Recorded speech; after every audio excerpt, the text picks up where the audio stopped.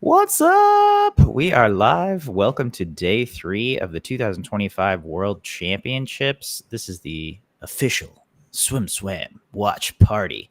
I'm Coleman Hodges. I'm joined by gold medal Mel Stewart. You know, it's day 3. Mel and I did not sleep well last night, but I'm feeling pretty good. And I don't even know why. I think it's just because I'm home. I get to sleep in my own bed, even though it was bad sleep. I'm not in Singapore with food poisoning, and I'm grateful for that.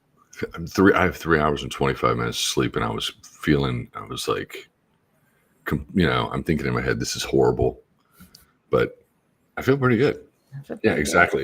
Because I'm gonna go to the pool and swim this afternoon, and we're not on the other side of Earth.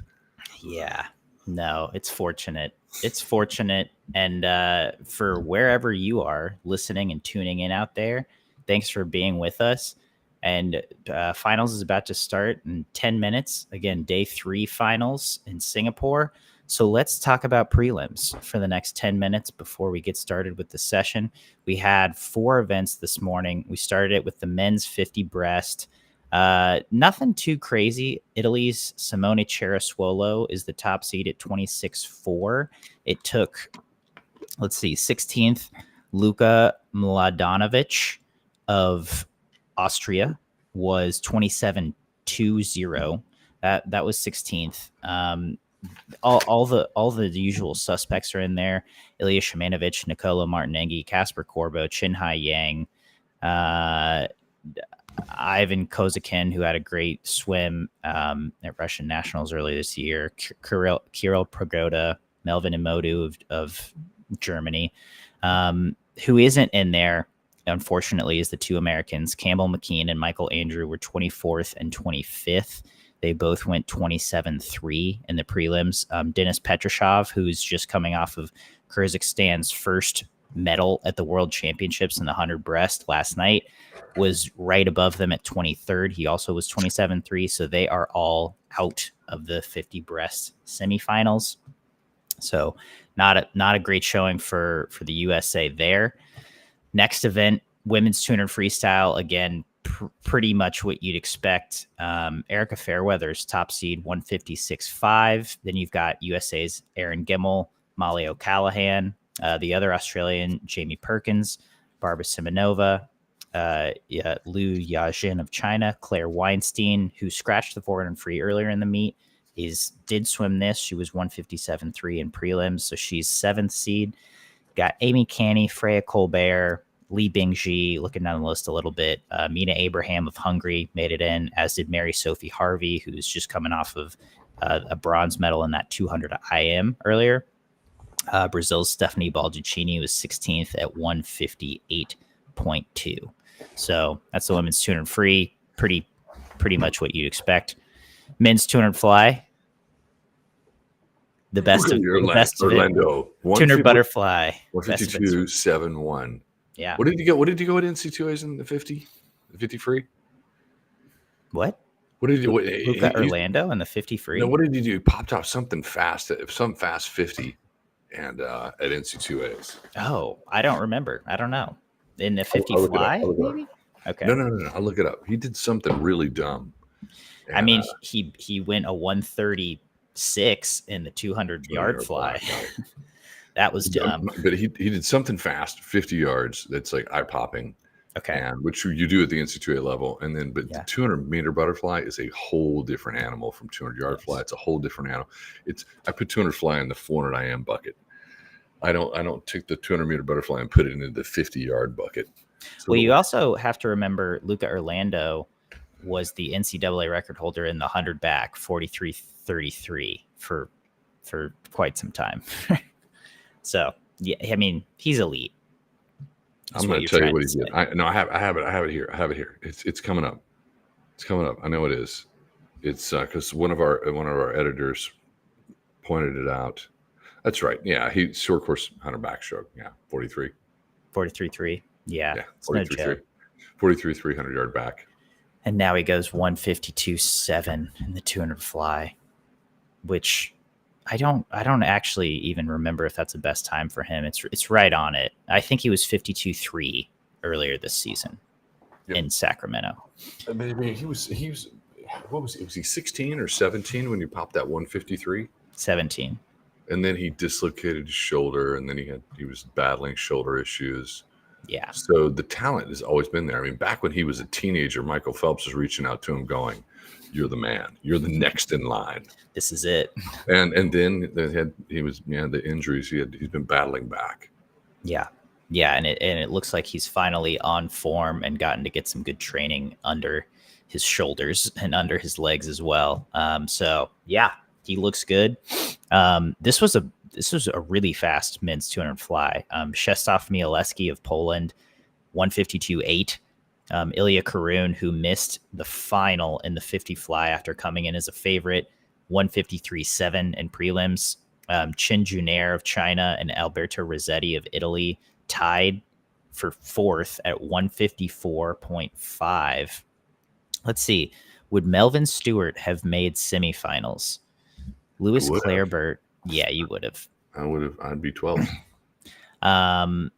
You'd be 12th, which is what Carson Foster is. 155.68. He went the Melvin Stewart time.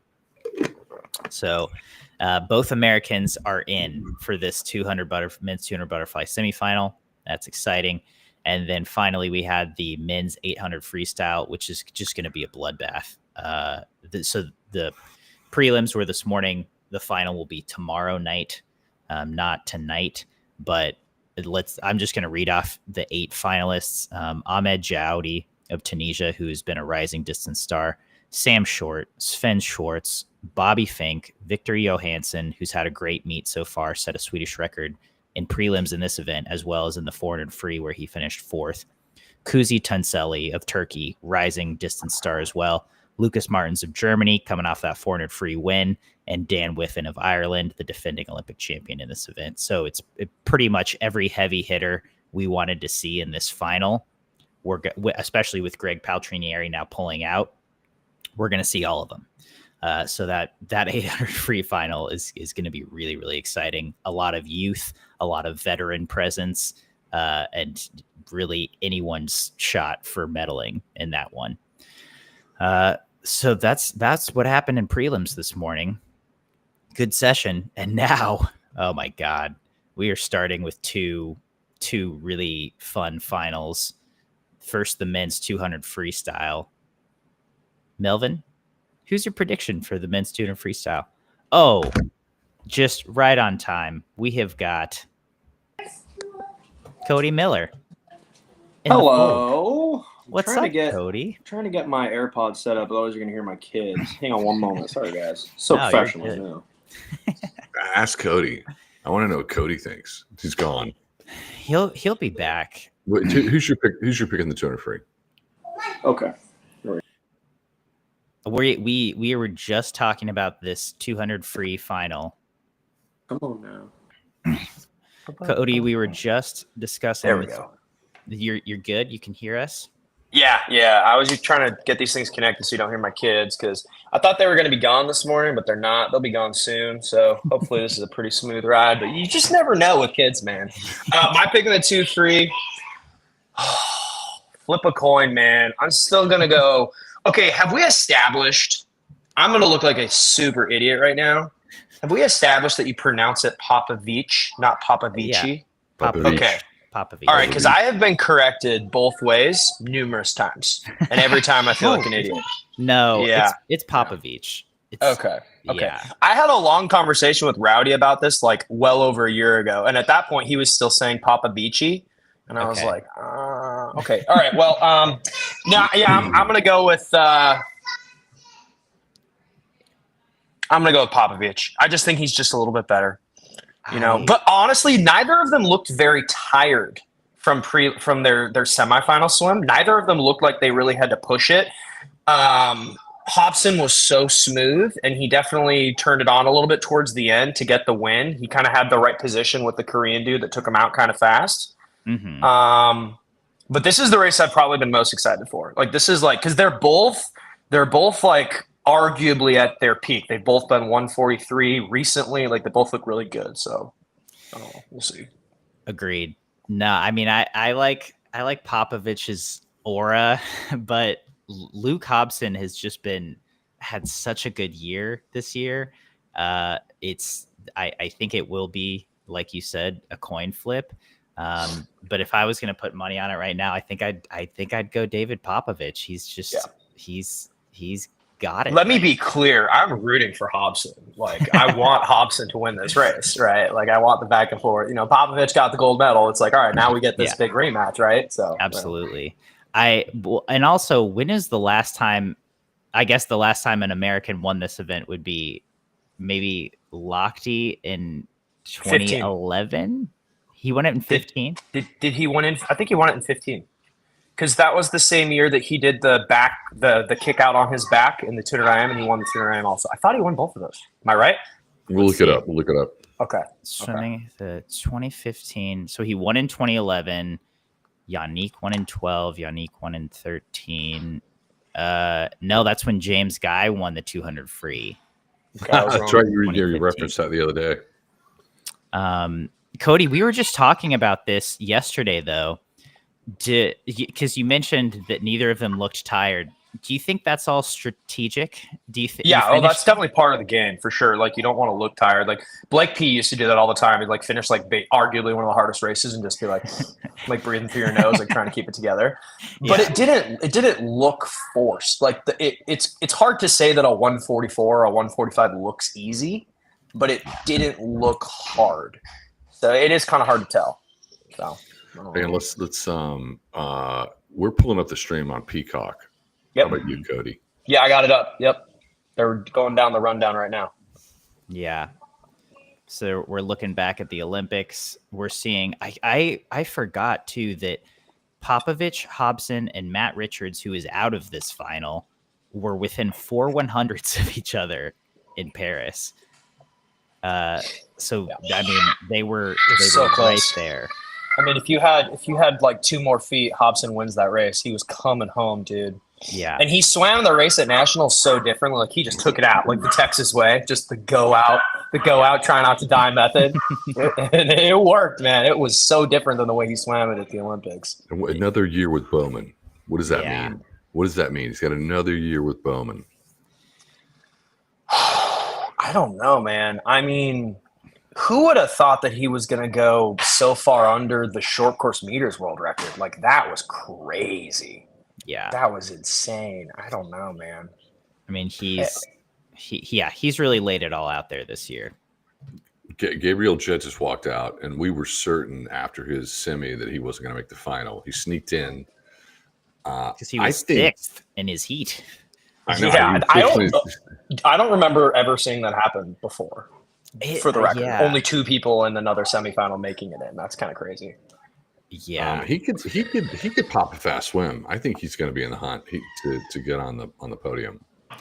And I think Gabe's advantage in that sense too is that he knows how to put it out there. Like, he has that opening speed where he can go out. I feel like we've seen him do it both ways, and he does have the ability to put himself in the hunt early in the race. And I think, especially when you're swimming on a lane 8, that's kind of what you got to do. Oh, there he is. All right, on my stream, there he is. Looks like we're on the same page. I see Popovich walking out right now. Popovich looks so relaxed, but he always looks like that. He always looks chill. I love that, like, he was this 17, 18-year-old, just came on the scene, broke a legendary world record, and then he starts talking about stoicism, and just like, you can tell this guy is already kind of cut from a different cloth. His his gold medal at the Olympics kind of reminded me of Caleb's gold medal back in Tokyo when Caleb won the 100 freestyle. He was happy, but it was almost like relief. Like, thank God I've won this race. And I feel like after David had such an amazing run for 2 years leading into the Olympics, the times at the games weren't all that fast. And I feel like there was a little bit of that. It was like a thank goodness I did this, because he was the guy. Like, the expectations were put on him because of how fast he'd swam. And now there's probably, there's not a whole lot of pressure on this race. Not the year after the Olympics. Yeah, talk to us about the post-Olympic year. What's the vibe on deck?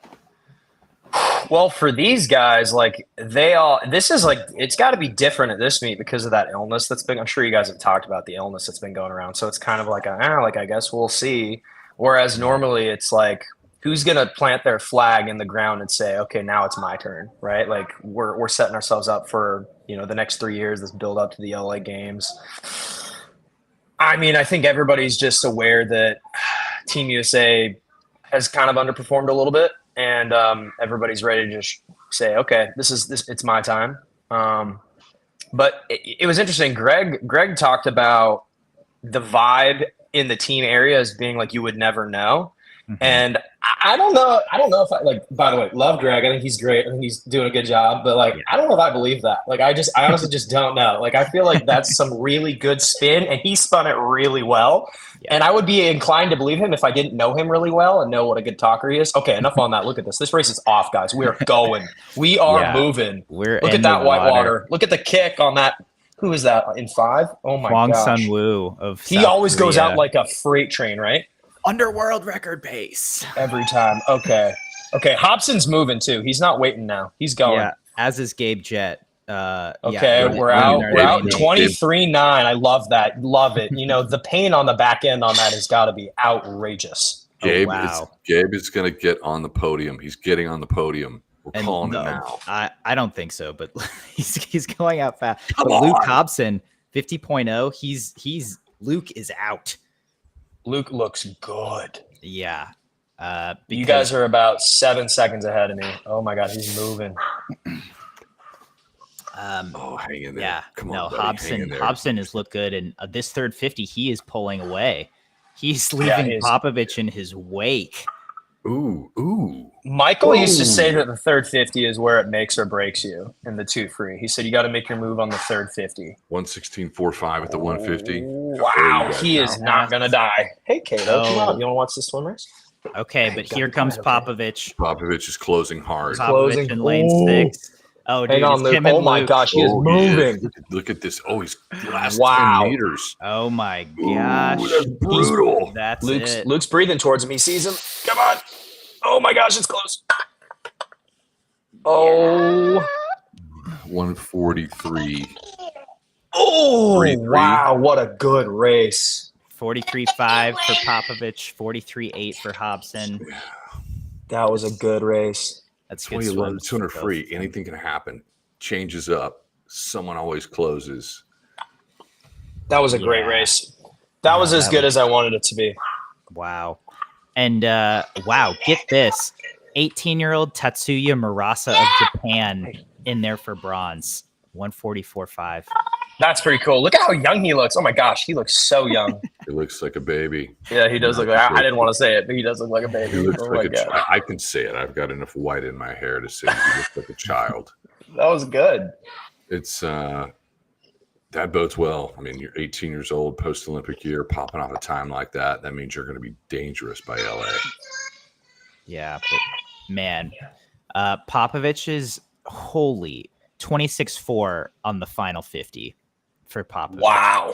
He was moving. Oh my gosh. Yikes. Wow. Faster than the Olympic Games. 6. What was Hobson's final time? 43.8? Yeah. Is that what he went at Nationals? 43.8? I think it was 3.7, but okay, so he's about the same. I wonder how his last 50 compared to what he went at US Nationals, if it was about the same or if he died any harder. Let me see if I think I can pull that up. I can pull it up too. He was 7.3 at the end, so he was 6.0, 6.3, 7.3 for the last 3 50s. So it's like, he put it out there. And then at Nationals, he was 43.7. So he was 6.0, 6.2, 7.39, exactly the same. Exactly. He basically the swam the same race. I mean, that was Talk to me about this. Post-Olympic year, Popovich is 1.2 faster than his Olympic winning time. I think that's just pressure. That's literally just pressure, right? Like kind of like I said a minute ago, like there was a lot of weight that was put on that dude's shoulders leading into the games, and he probably went through a little spell where he wasn't training well. He didn't perform super well at a handful of in-season meets, and then that pressure just mounted, and he was just good enough to just squeak out that win. But we all knew that the times. I mean, I don't even think there was a 144 at the Olympics. Hey, these are my friends, Axel. Say hi. Okay, now get out of here. Yep, good job. Sorry, guys. I picked TJ because I thought it was gonna be quiet. I'm wrong. We like chaos. Yeah. Oh, it's chaos in my household. It's chaos. Yeah. No, that's definitely just pressure. Like there's always a couple events that you can look at the Olympic Games and say the top 3 or top 4 guys or girls. It was literally just pressure, and then the next year they're all faster. Like look at the men's 100 breaststroke, dude. It's the same thing because I think like the men's 100 breaststroke was an event where everyone knew how vulnerable Petey was. They just knew he wasn't the same guy. Now he had got back down to being fast, like he'd been 57 again leading up to it. But at the end of the day, there were like four dudes in that race that all thought I've got a shot at this, and they all felt it. It happened to Nick, it happened to Nico, like all of them, and then it just came down to like who got the touch. It was close. I think it was the same in the Chandler freestyle. It's literally just pressure. No, and I think we saw that in some races because the whole pool theory in Paris, it's like there were world records. You know, people went really fast in that pool, so I don't really buy that as much. But then the question is, how much of a factor is people's perception of the pool versus the reality of the pool, and does that matter? Because like, I can objectively talk about 2 different pools that have 2 different builds. And like, in my opinion, one is like objectively faster because of the way that it's designed. But then if people have this perception that it's slow, that affects people. So even if it's not like a measurable data point, if it's in people's head, it's still like a realistic, tangible factor. Do you understand what I'm trying to say? Like so many people were like, oh, it's shallow, so like it's going to be slower, and that affected them. Even if that pool wasn't making them slower, because that was the energy in the air and that was the notion floating around the pool deck, that still affected people, even if it wasn't necessarily real. You know what I mean? I remember 2008 Olympic trials, the first time in Omaha, and everyone said that the pool was reverberating, was bouncing. So it's like if you got out front and you got in front of the wave, you were good.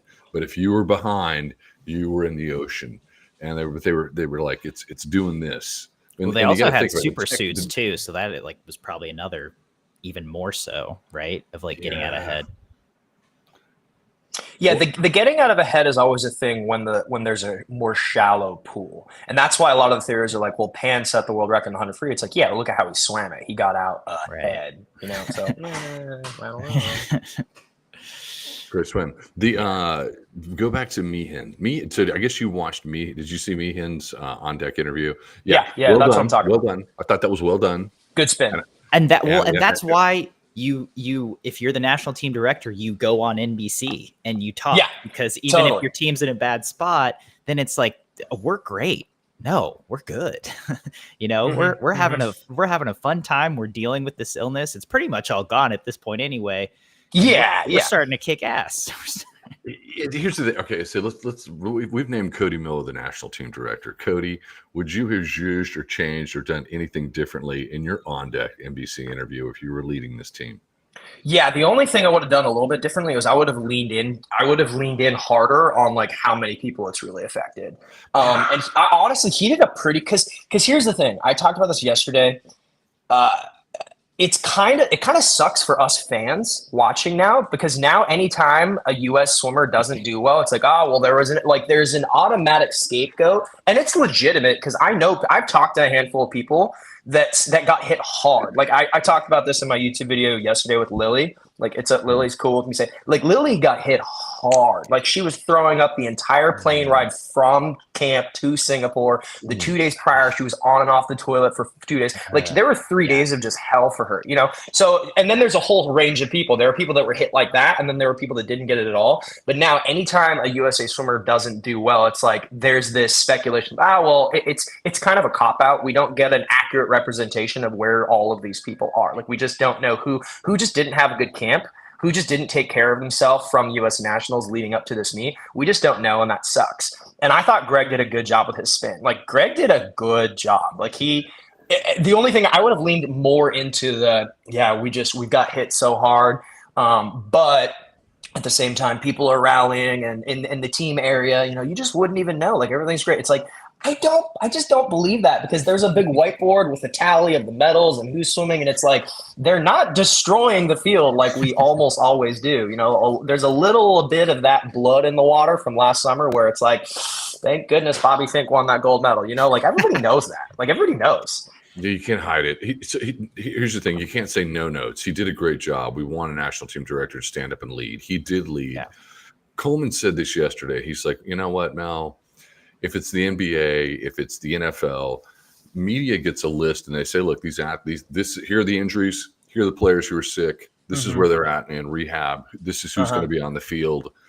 In professional sports, and I wish we had a little more disclosure. I totally agree. I think that they should. Like, they should do that. There needs, because it provides a higher level of engagement. And more transparency with fans is a good thing. I don't know how do you go about doing that, right? Like, especially when I don't know. That would have to be some kind of an agreement with USA Swimming and with the media, but they do not have that at all. So yes, you are among the most astute and best at media. And you're coming out of this, and you disclose so much about your process and where you're at, and that you get rewarded, even if you're not performing at your best. If you're like, I didn't do that well, or I did pretty well, or I'm this far off my PB, but this is why. Yeah. Sorry, I'm watching the smile here. I'm watching Katie take it out. We're moving, guys. We're in the hunt right now. We're going. We're in the hunt. We're 100 meters in. So we were making predictions about this yesterday. We were talking about Ledecky and how Ledecky pops world records in the spring in the middle of the Pro Swim Series. Yeah. In the 1500 meter, but doesn't at the big meet. Doesn't at the big shave meet. Mm-hmm. And but she's ahead of the world record line now. Mm-hmm. She's ahead of the world. Well, it's early. She tends to do this a little bit. Well, I think the Florida situation is easy. Like the Pro Swim Series in Fort Lauderdale set up a lot of those athletes for success because the weather is perfect. It's easy vibes. All the hotels are close. A lot of those swimmers hardly had to travel to get to that meet. Like Katie and them, it's such a short trip for them to get there. It's basically like a home meet for a lot of those athletes.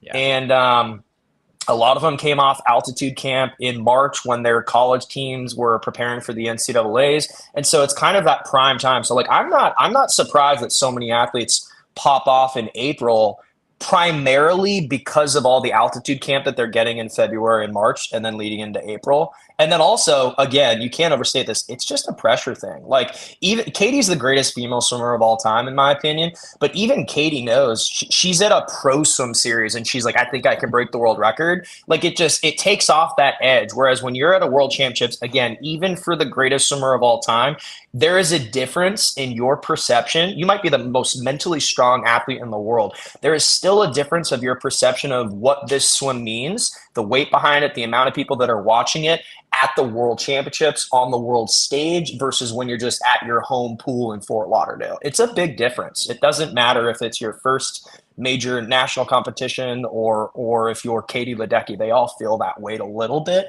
and I think that that's a big factor. But the biggest factor, again, you cannot reemphasize just how easy it is for these guys to swim. Maybe saying how easy it is isn't the right way to phrase it, but it is easier to pop off like that when you have all that altitude because they're getting a better training camp in March at OTC at altitude than they are when they go to these third world countries and they're all these unknown variables most of the time. Cody, now, Cody, you're the national team director. Do you send your athletes to Thailand for a training camp? Oh God, no. I won't name names, but I talked to like a good handful of coaches that were in the mix of potentially being on that team. None of them were thrilled about Thailand. None of them. I don't think that in their defense, they did not make this decision. We didn't have a national team director. This was decided long ago. It was, but it's just your training camp should be somewhere boring and should be somewhere with few distractions. Yeah, a lot of people. Did you have anybody that was able to attend the camp or visit it or check out the area from SwimSwam?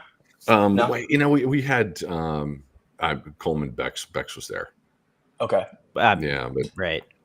I've got to say, like, I talked to a couple people that were at camp, and they all said, to their surprise, the setup and the way the camp worked was actually one of the best. They said that, they basically built these pools right at the resort that they were staying at or hotel or whatever. So, like, the commute time from bed in hotel to being on deck at the pool was basically nothing. All the meals were right there. And so as far as like a setup of a camp, they said it was pretty optimal. So that's good. I just wish that, and we all wish this, right? Like if it wasn't for the illness, we would have a better representation of like, okay, how much of a factor were the conditions and where they were at?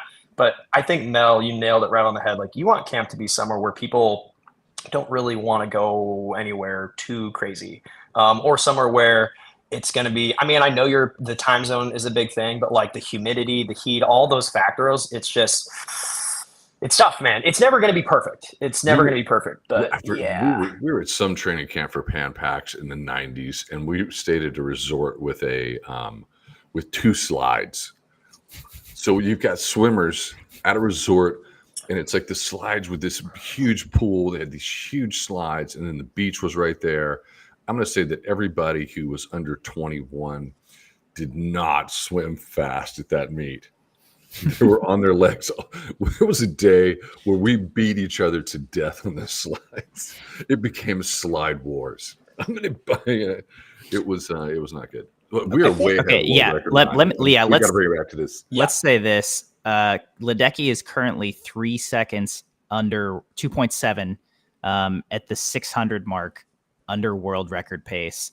Lonnie Pallister was kind of hanging on her hip for about the first 300 or 400 meters, but Ledecky is about 2 body lengths ahead now. She looks strong. I'm going to ask everybody a weird question. At what point, there was a point when Ledecky started popping off and you watched every single stroke. And then there was in her career? In her career. And then there was a point where Ledecky would be at a meet in the middle of the season doing something insanely incredible. And I caught myself having a conversation with a coach or a friend, and my head was turned and we were talking like this. And I go, oh, Ledecky's in the water. She just popped off 200 more meters, and I missed it. Because I took for granted, because you start to take for granted how great she is. Yeah. Like how soon before you were doing that after 2012? Yeah. Well, I mean, I think the lead up to 16, everyone was kind of like, this is crazy, because she kept breaking world records over and over and over. It's like we were at that Pro Swim January 2016 in Austin when she broke the 800 world record, because she had just come off an altitude camp, and it was like, whoa, this is nuts. I mean, but I think after Rio and the lead up to Tokyo is kind of when that started happening, of like, she had set her best time so high, and then she wasn't quite doing it. She was going best times yards because she was at Stanford and swimming in college, but it wasn't quite that same aura of Olympic level swimming and record breaking. Yeah, from 2017 to 2019 or even into 2020, she was still going times that were top 10 ever, but she wasn't setting records. And so that's when, like, we all, even the biggest swim fans, you literally took it for granted. I remember being on deck and the same exact thing, Mel. I was watching, I'm like, oh, wow, like, look at that. That's really fast. And then like, oh, hey, how's it going? I haven't seen you in a while. It's like, she's going the 6th fastest time ever. And people are just like, it's just Katie's doing the thing. And then there was also a thought in the air of, we had seen her at 2 games. She'd set all these world records. And now the thought was, she's probably never going to be that good again. She's still one of the best in the world, but now she's kind of on the downhill, right? And I don't mean that in a disparaging way. It's just you have 2 Olympicses, you set a bunch of records. She's already one of the best ever. clearly being a world record holder. And then it's like, okay, like we'll see how much more she can hang on. No one anticipated the rise again. Like setting world records again at her age in these events is crazy. Like if you look at the best swimmers of all time, if you look at like, you always look at the Phelps comparison. Phelps's last world record was 2009, dude. Yeah. Like he swam another 8 years. Like he swam through 60. I mean, he retired and took a few years off and here and there, but it's like he got close in some of his races, but there were no records. That doesn't happen as you age normally. So like she's really an anomaly within the anomalies. If you look at the band of times that he did from 2004 to 16, not far off. Not far off. Like he did all of that by the time it was like we rolled up on 2004. He had some great swims in 2008 with that suit in the 2009 in Rome at World Championships, but we kind of stayed right there. Here's the next question: is Ledecky sending a message? Because Ledecky has got moat in the 800, in the 1500. She's dominant, but is she sending a message for the 800 freestyle? Because in the 800 freestyle, she could be challenged. Yeah, the 800 freestyle is going to be one of the better races of the competition, I think. Because it's that middle gear between the 4 and the 8 where you just never really, honestly, man, I don't know. Like if you ask me to pick, like, is she going to set the world record? I mean, here we are. Look at her in the mile. Look at how far ahead, just based on how she's swimming right now. Maybe. Oh, dude, she's starting to fall. She's just barely on the record line now. Oh, yeah, sorry, I'm getting distracted. It's World Championships. It's like she was 809 out, by the way. Okay. 809 at the 800 in this going out with another 700 to go. Then there's 7. She's you. I think you predicted 1527 Coleman or 1528 yesterday when we were talking about it. Yeah. What was she in Fort Lauderdale? 1524, and it looks like she's gonna do that or about right now, maybe faster. She's still 0.4 under world record pace. And again, that world record is 1520 from a 2018 pro swim in Indianapolis. And also, she closed that race really strong. Like one of her best. Like the back end on this record is fast, so like she's probably going to need to be a little bit ahead of it. I mean, I say that now, but watch her blow it away. Who knows, dude? Can I tell one of my best swimming stories? So the week before Katie set that world record in Indy, I filmed one of her workouts at Stanford, and it was her and True Sweetser at doing like a distance workout at 6 a.m. In Stanford. And the workout was 3 300s on 330 descend, long course, followed by like 2050s at 200 pace or something. And True, who is an elite he's a sub 15-minute miler, went like 316, 317, 318. Like did not descend them, but like made them. Katie who was swimming right next to True, went 309, 306, 303. Whoa. That's crazy. Like from a push. And then they did a 400 IM set that afternoon when like Greg was like, oh, oops, I forgot that I also wrote in a 300 freestyle from a push in this 400 IM workout. Katie went 303 again at the end of a 400 IM workout, long course from a push, goes on to go 1520 in the mile 5 days later. And on that day, that was that 300, that 303 was at the end of like 15,000 meters. Oh my God. Whoa, she broke the world record 5 days later. Yeah. So she doesn't taper much at all.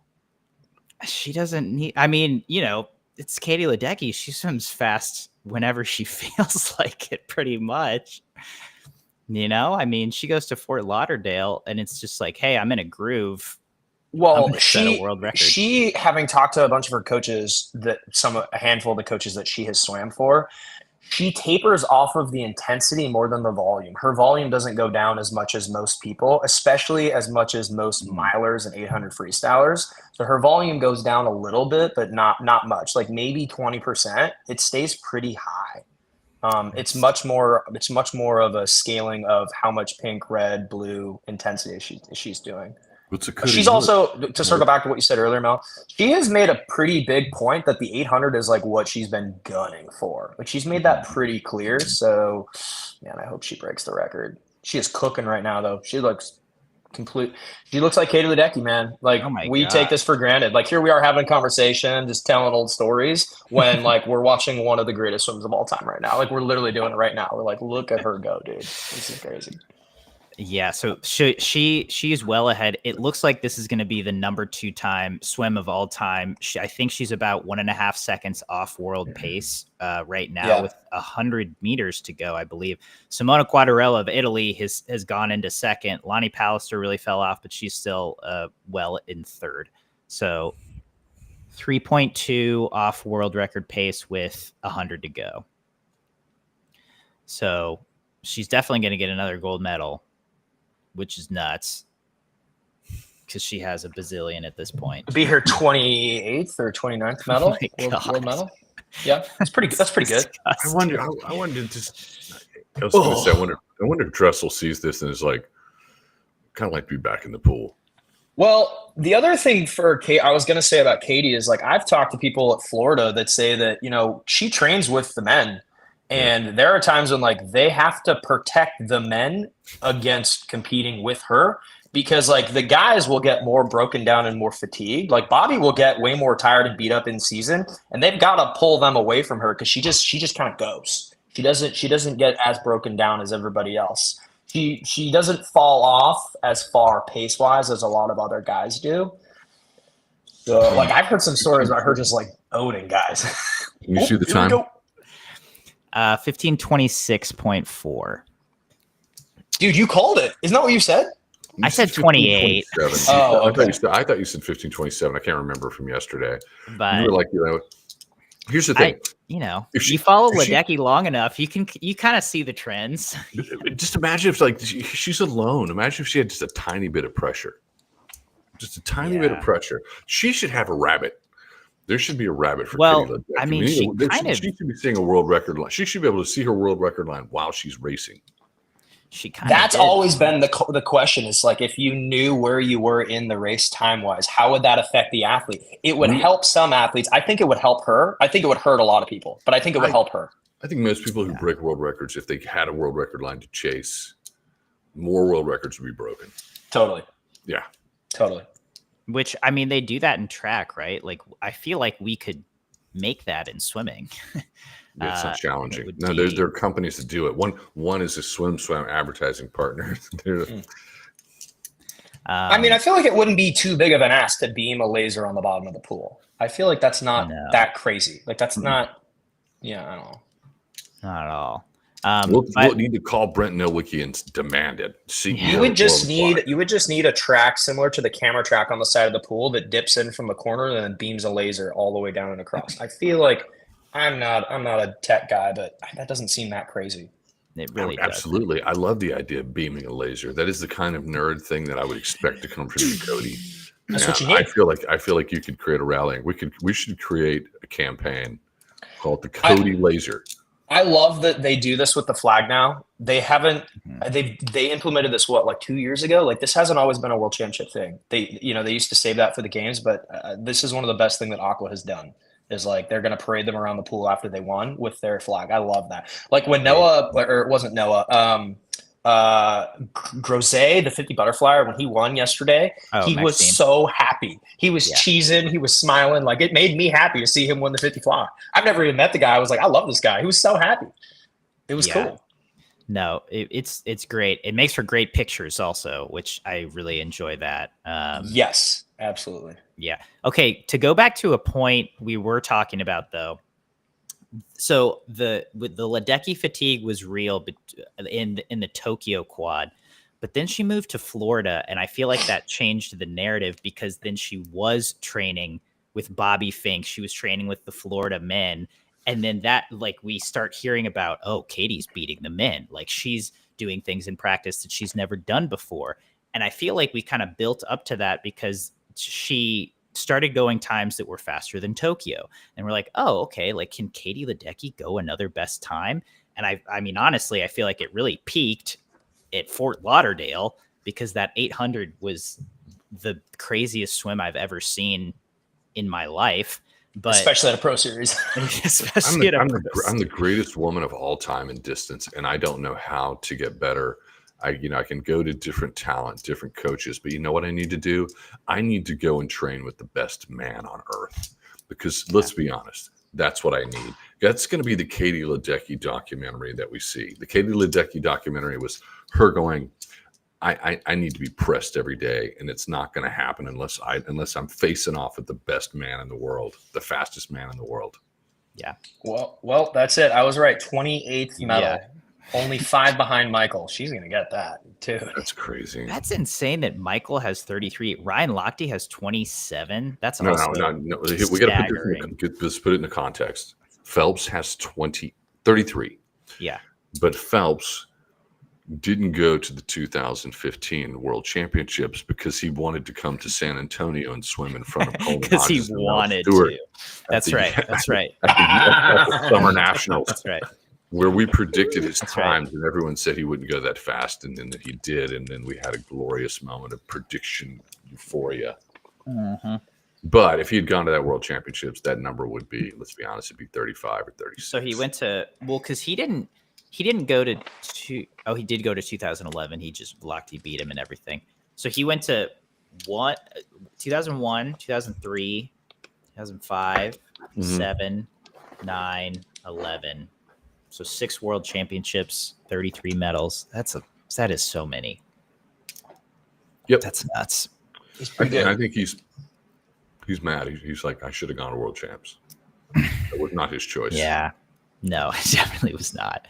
Not his choice. He's like, let's just say the reason why he didn't go, he was not on Team USA when he was being judged for that. And there's a 30-year history, there's a 40-year history where other people had done the same thing and they didn't get kicked. We had board members of USA Swimming who did the same thing. They weren't kicked off. They weren't sidelined. No, just Michael. Yeah. Just Michael.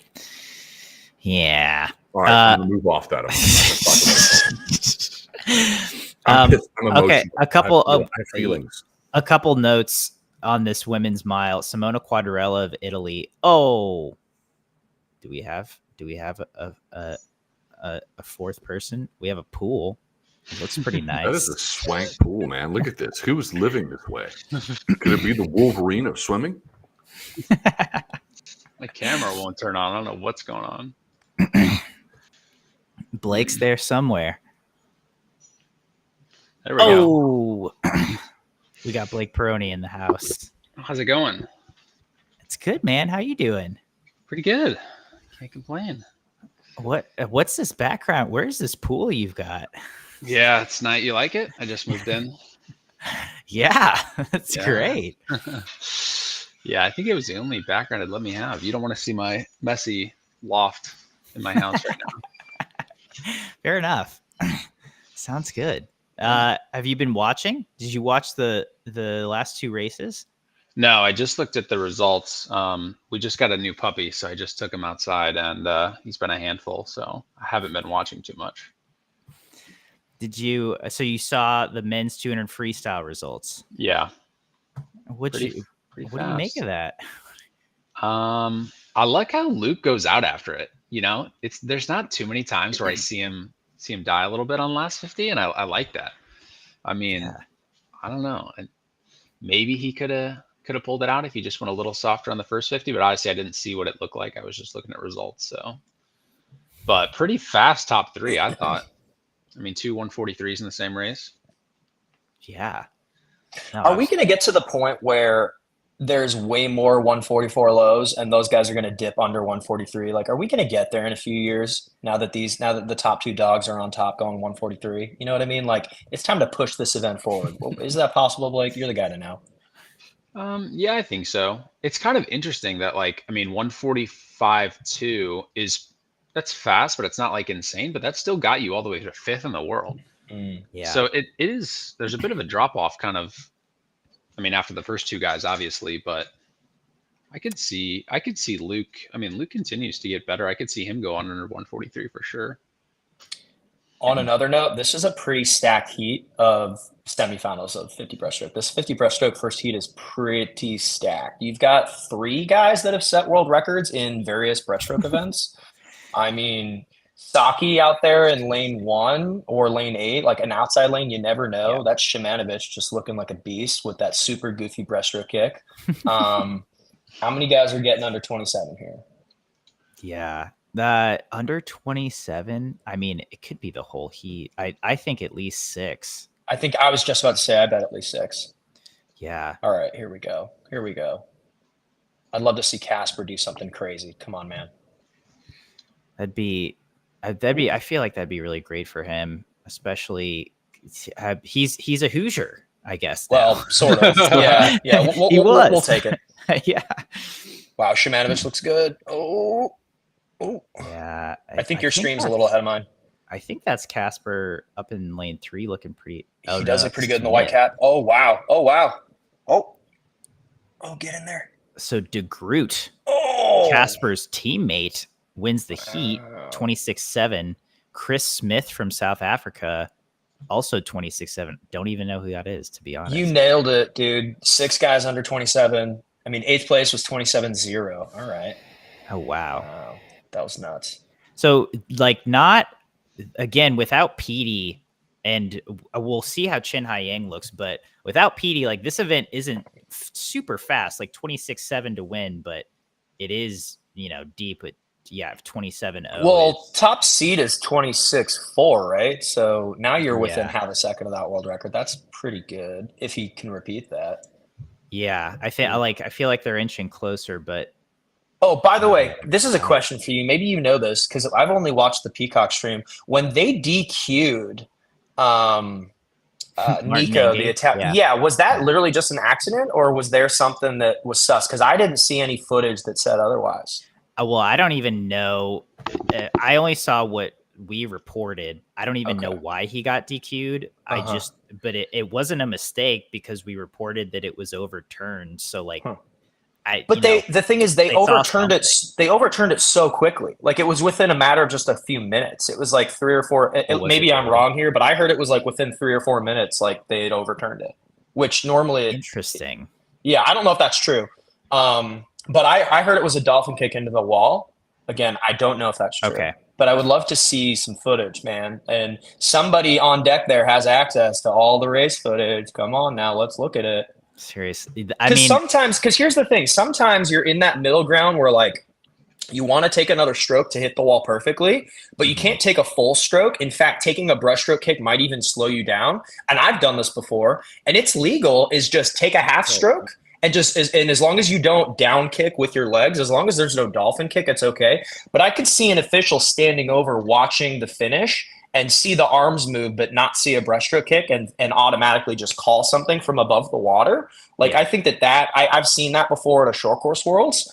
A number of races, like I see people take that. I call it a half stroke. It's literally just an arm pull, shoot through, but there's no leg movement. You just keep the hips high. You're basically just towing them behind you, carrying the momentum. So I wonder if it's that, or if it's just like, bah, then, you can't, but like, you can't get away with that anymore. Like you can't just dolphin kick into the wall. Like you just, I feel like because the technology is there, like we should, the procedures should probably be updated in some way, whether that's at the very least, because again, in other pro sports, you have the referees report, like post-game report, where it's like, hey, we got this call wrong, and they'll say, okay, this is what we called in the game, and actually this is the rules, and this is what happened, and so that was our bad. And I feel like at the very least, that level of accountability should be there. Like we should be able to see replays of what's happening and like what the refs are calling. This is high on my list of things that I have where like if NBC and if the coverage was going to do a revamp to improve their whole broadcast, it's high on my list of implementing like a deck referee that actually communicates to whoever's in the booth or to the audience, like exactly what's happening. Even just watching like replays of the kickouts to 15 that are close but they don't get called. It's just like even just quickly like showing and reviewing like, hey, this is what we're looking for. That's like another level of engagement that we could get that would improve the broadcast of it, because every backstroker that I know, when you watch a 50 back, they're all watching that 15-meter mark, and most of the time nothing gets called, but it's like that's something that should be focused on, because that's what the high level swimmers are paying attention to, and sometimes they go past and it doesn't get called. That happens some semi-regularly. Okay, we're off. Here we go. This is all about Chin and Nico, right? Chin looks good. Oh yeah, Chin's moving good. he was not very fast in his prelims. Oh yeah, he looks good. Mm-mm. He's got to be confident right now. Absolutely. After that 58 too, I mean, He's 6'5". So I just saw that. Yeah. I love how he really buries his head. Like he's looking forward, and then his head gets all the way down. Oh, he gets it. Yep, there it is. 6'5". Wow. And then Nico 7-0. Oh wow, that's not good. He's out. So, but he was saying he didn't sleep the night before the 100 breast final. I think Nicolo Martineggi was also really sick earlier in the meet, and so maybe he's just this sickness stuff sucks, man. Here we go again. It's like, oh, everybody's sick. I hate this. It's just unfortunate. It's not what you wanted a world championship. I love one of our commenters is saying the puffy coat on deck is smart, makes you look even bigger. Is that a factor in the 50 breast? I think so. I think so. Gosh, when Nathan Adrian used to wear the full parka. Yeah, pretty big. Like he needs to look bigger. I know, right? But I mean, that's a good call. It's the same, Blake. We were talking earlier about after semifinals, just breathing through your nose, and the game of that. Yeah, for sure. He did that heavy before he dove in to a lot of the races. Nathan did at least. Tom Yeah. Shields is my favorite person to look at before a race. Yeah, Tom did that pretty hard. Tom did. I was like, "Are you gonna pass out? Don't pass out." Yeah. That was good times. Sorry, Cody, you were gonna say something. Oh no, I was gonna say Blake was the master of keeping his composure after he finished a race where he definitely died inside, but he was just like, he did it at Olympic trials. Like at trials, you finished your 200 free. It was the semifinal, or I don't remember which race it was. It doesn't matter. But you finished the race and you were breathing through your nose, and I knew you were dead inside, but you were just keeping it together. And I heard a bunch of club coaches on deck. They're like, "Man, Blake Pieroni just looks so fit. He just doesn't look tired at all." And in my head, I'm like, "Dude, he's just playing chess right now. He knows what's up." Yeah. God, 2 free long course, such a painful race. My goodness. Yeah, I don't know how you do that after a 200 free of all races. Yeah, I mean that's pure skill. Okay, tie for 8th between oh my gosh, Luka Mladenovic of Austria and Antoine Vicarat of France at 26.93. Ilya Shimanovic tied for 10th at 26.94. That is wild.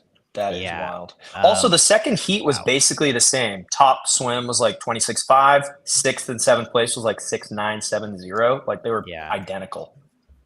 So a lot Are you watching the Hobson interview? No. Yeah. I got the volume turned to a little bit. Yeah, I can hear. I've done enough Hobson interviews to know what I'm going to get from that. I think. Sorry. I mean, he swam a great race. I'm honestly shocked at how similar his splits were to his race from trials, and I think that's a great sign that he can basically swim the same race here that he did at trials. He didn't say much. Yeah, he didn't say much. You know what? I think Luke Hobson is a man of few words, and he lets his swimming do the talking a lot of the time. Hey, man, way to go. We like that. But I mean, definitely excited to see what he does with another year of Bob Bowman training, because obviously something's going well for him in Austin under Bob. All right, off topic, Blake. Why no beard? I'm growing it back out. It was too much, so I shaved it off recently. Have you gone huge? No, I try to keep it a little trimmed and maintained for work. You're not going in the Zach Apple direction. No. It can get nasty. Dude. Have you seen Zach Apple's beard, Mel? No, is it huge? It's Oh, really? It's Wow. like it's Mountain Man. Oh my gosh. Yeah. You know what? Also, I was wondering about Luke is how he'll do now being a full-time pro, right? Because he's done with school. He's done with school. I don't know if he's done with school, but finishes eligibility and how he does, that transition from school to full-time pro. One commenter says Luke Hobson will only smile once he goes under 142. I mean, I feel like Luke is probably someone who is good at focusing on his craft and taking his swimming seriously. And I feel like being a pro, again, especially, I feel like Bob Bowman is hitting his stride as a coach.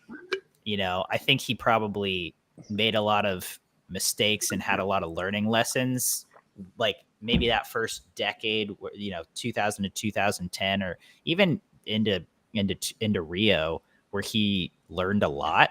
And I think this last decade, he's kind of come into his own.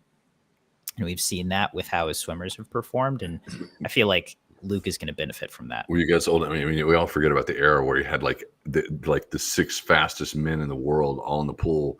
And apparently it was like, this is going to be great. And they just beat each other to death. No one. It was like Connor Dwyer, Yannick Agnel, Michael Phelps. Was Os Maluli in that training group?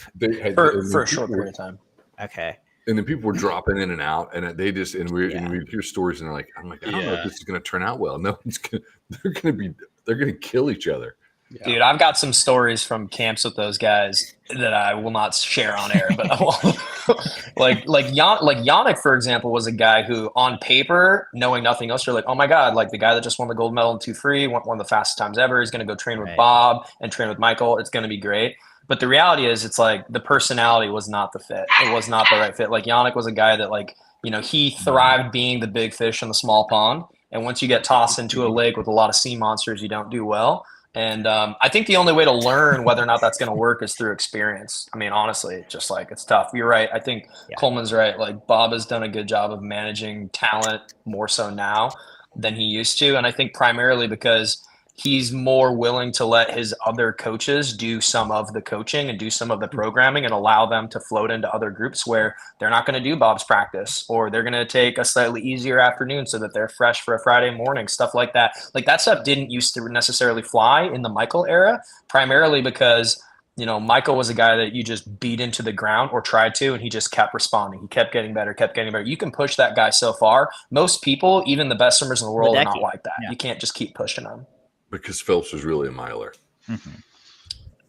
It would have been pretty sick to see him do a mile. He would have had a good mile. My theory was that Phelps was a miler and he didn't want to do the mile, so he went down.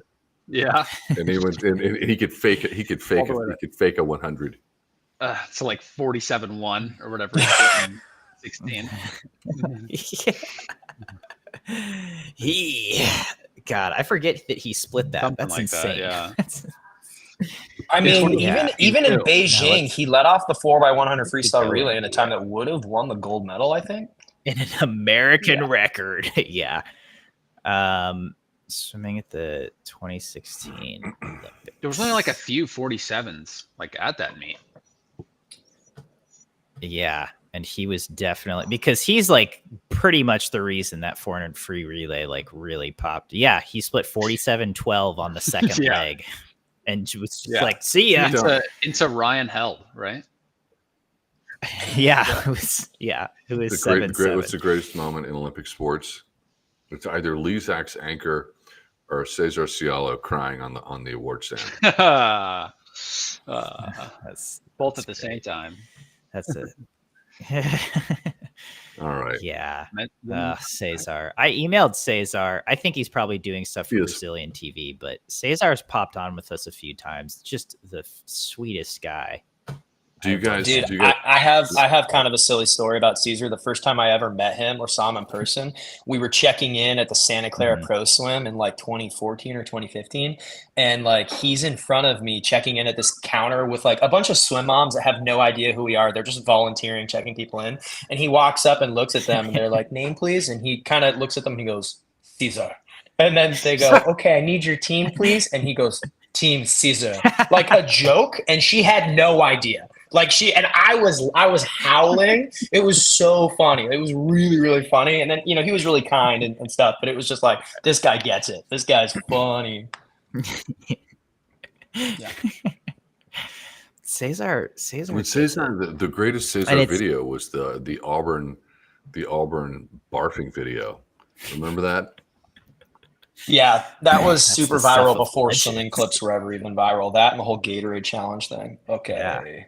Oh, Not a proponent. Yeah. We're not suggesting that anyone recreate this. of course It's not. safe- Of course not. But Blake and I are safe going to for go do work. it right now. Not safe for work. Okay, women's sorry, I guess we'll talk about swimming now. Women's They're 100 not back even in the final. water. We're lined up. They're not. They're just slapping themselves. I would love to see Burkhoff pop off a fast swim. It would be really cool if Berghoff won this. I think this is Reagan's. I think Reagan gets it. That would be Yeah. crazy. But that would be cool. So Kaylee and Reagan are right next to each other. Probably one of the, if not the greatest women's rivalry in modern swimming. Moss is on the other side of Reagan. Burkhoff is right next to McEwen. So Reagan said And I think in those her are- post-race interview that she needed to be mindful of her last 15 meters because she knows how the others close. And here Reagan's we go. tempo, Yeah. they're out there. Jeez. All right. So Reagan looks good. She is going for it Love for sure. Be brave. Be bold. Come on, Reagan. She flips first, 7-7. You guys are like 10 seconds ahead of me. This is killing me. Burkhoff's in there. Burkhoff looks good for Yeah, a now medal she looks for like she'd be sure. on the podium. I mean, she's ahead of Kylie. Okay, Reagan. Let's see. Kaylee's No, it's closing. Kaylee's. Kaylee's closing. sorry. Kaylee's closing. It's Kaylee's. God, she's brutal in those last 15 God. meters. Oh Yeah. man! Oh my God, Cody. Here we seen go. the They're time? finishing right now. Whoa. 57-16 for Kaylee McEwen, championship record. That's a best. I mean, that's 3 100ths off the world They're record. so I think. consistent. But I wanted Reagan to win, of course. Yeah. Haley's so freaking cool. She's so likable. Burkhoff's on the podium. Got to be happy about that, David. If you're out there somewhere, we're proud of you, buddy.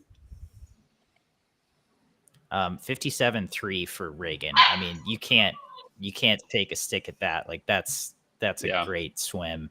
This is the best rivalry in female swimming. It's just like it's always so good. That was a really, really good race. Those times are incredibly fast. They're both super consistent, but man, she's consistent. Wow. Yeah.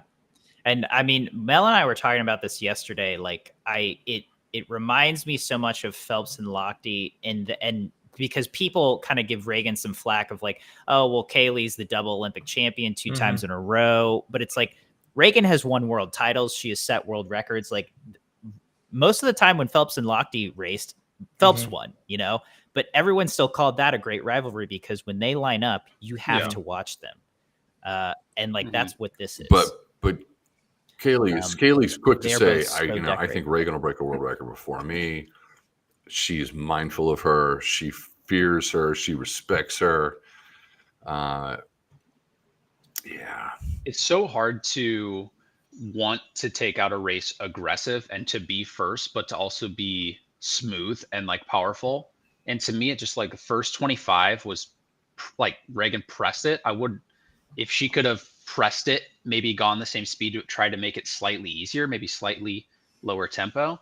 I don't know if she could have gotten in there for first, but that's tricky though because you want to get high in the water, right?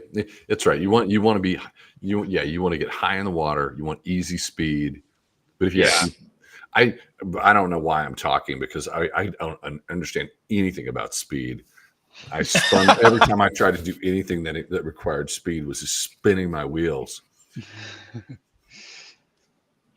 Blake gets you. It's okay. yeah, every time I tried to sprint, it it was mediocre at best. 18.5, 50 free is just casual. Whatever your time was, Blake. Whatever it was, I don't know. Blake was faster swimming freestyle when he breathes. Like Yeah. he would breathe. He would do the 50 freestyle and breathe. And everybody would be like, "What is he doing?" Like it just works, man. I don't know what else to say. Yeah, I don't know what happens. I feel like that's when you know you've succeeded. Is it because your stroke is bigger? You're actually Yeah, I a think bigger I stroke? rotate and grab better. I think as I Yeah, rotate and I right? breathe and I How slip. tall are you? 6'2". Yeah, see, in the world of sprint giants, you are a small man. I am very small.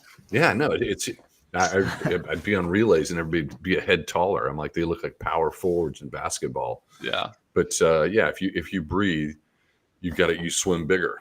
yeah, exactly. Coleman, I think that I saw a stat yesterday on this women's 100 back that said that like between Reagan and Kaylee, they have like the top 20 times ever, like all of them. They're just, it's just bananas. It's just all of them, and they just added to that with 2 of the fastest times ever.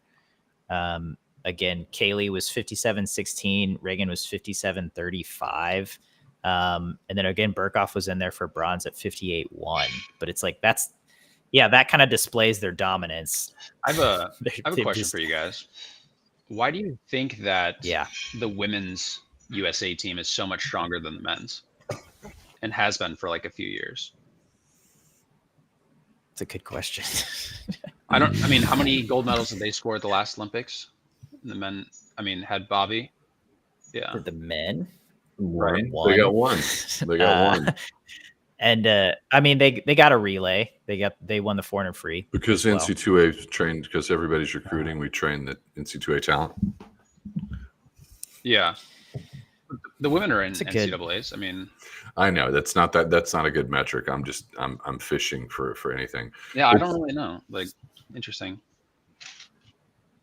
Well, this is something I think about often, is that do other countries put as much of an emphasis on women's sports as the U.S. does? I They do don't not, know. no. I would probably imagine no. Yeah. No, Title IX has been transformative. If you track it from its inception to, it wasn't implemented for nearly a generation. It was implemented during my era, and when it was implemented, like, God, the men were misogynistic and nasty about it.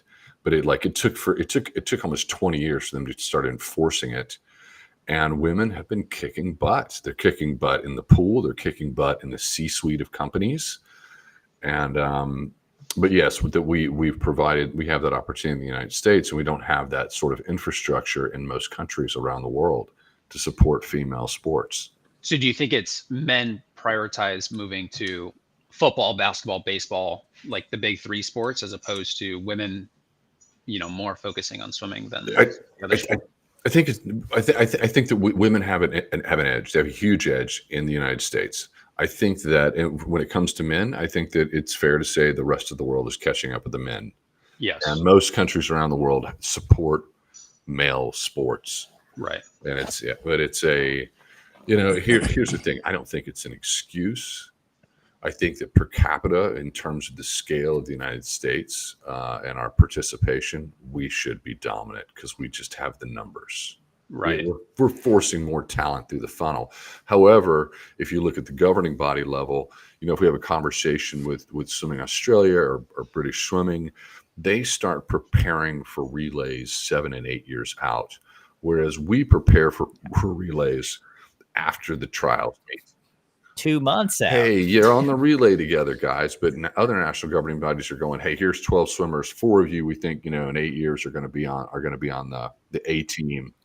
Which, to be fair, they had a relay camp in Austin in January 2024, right? same year of 2024.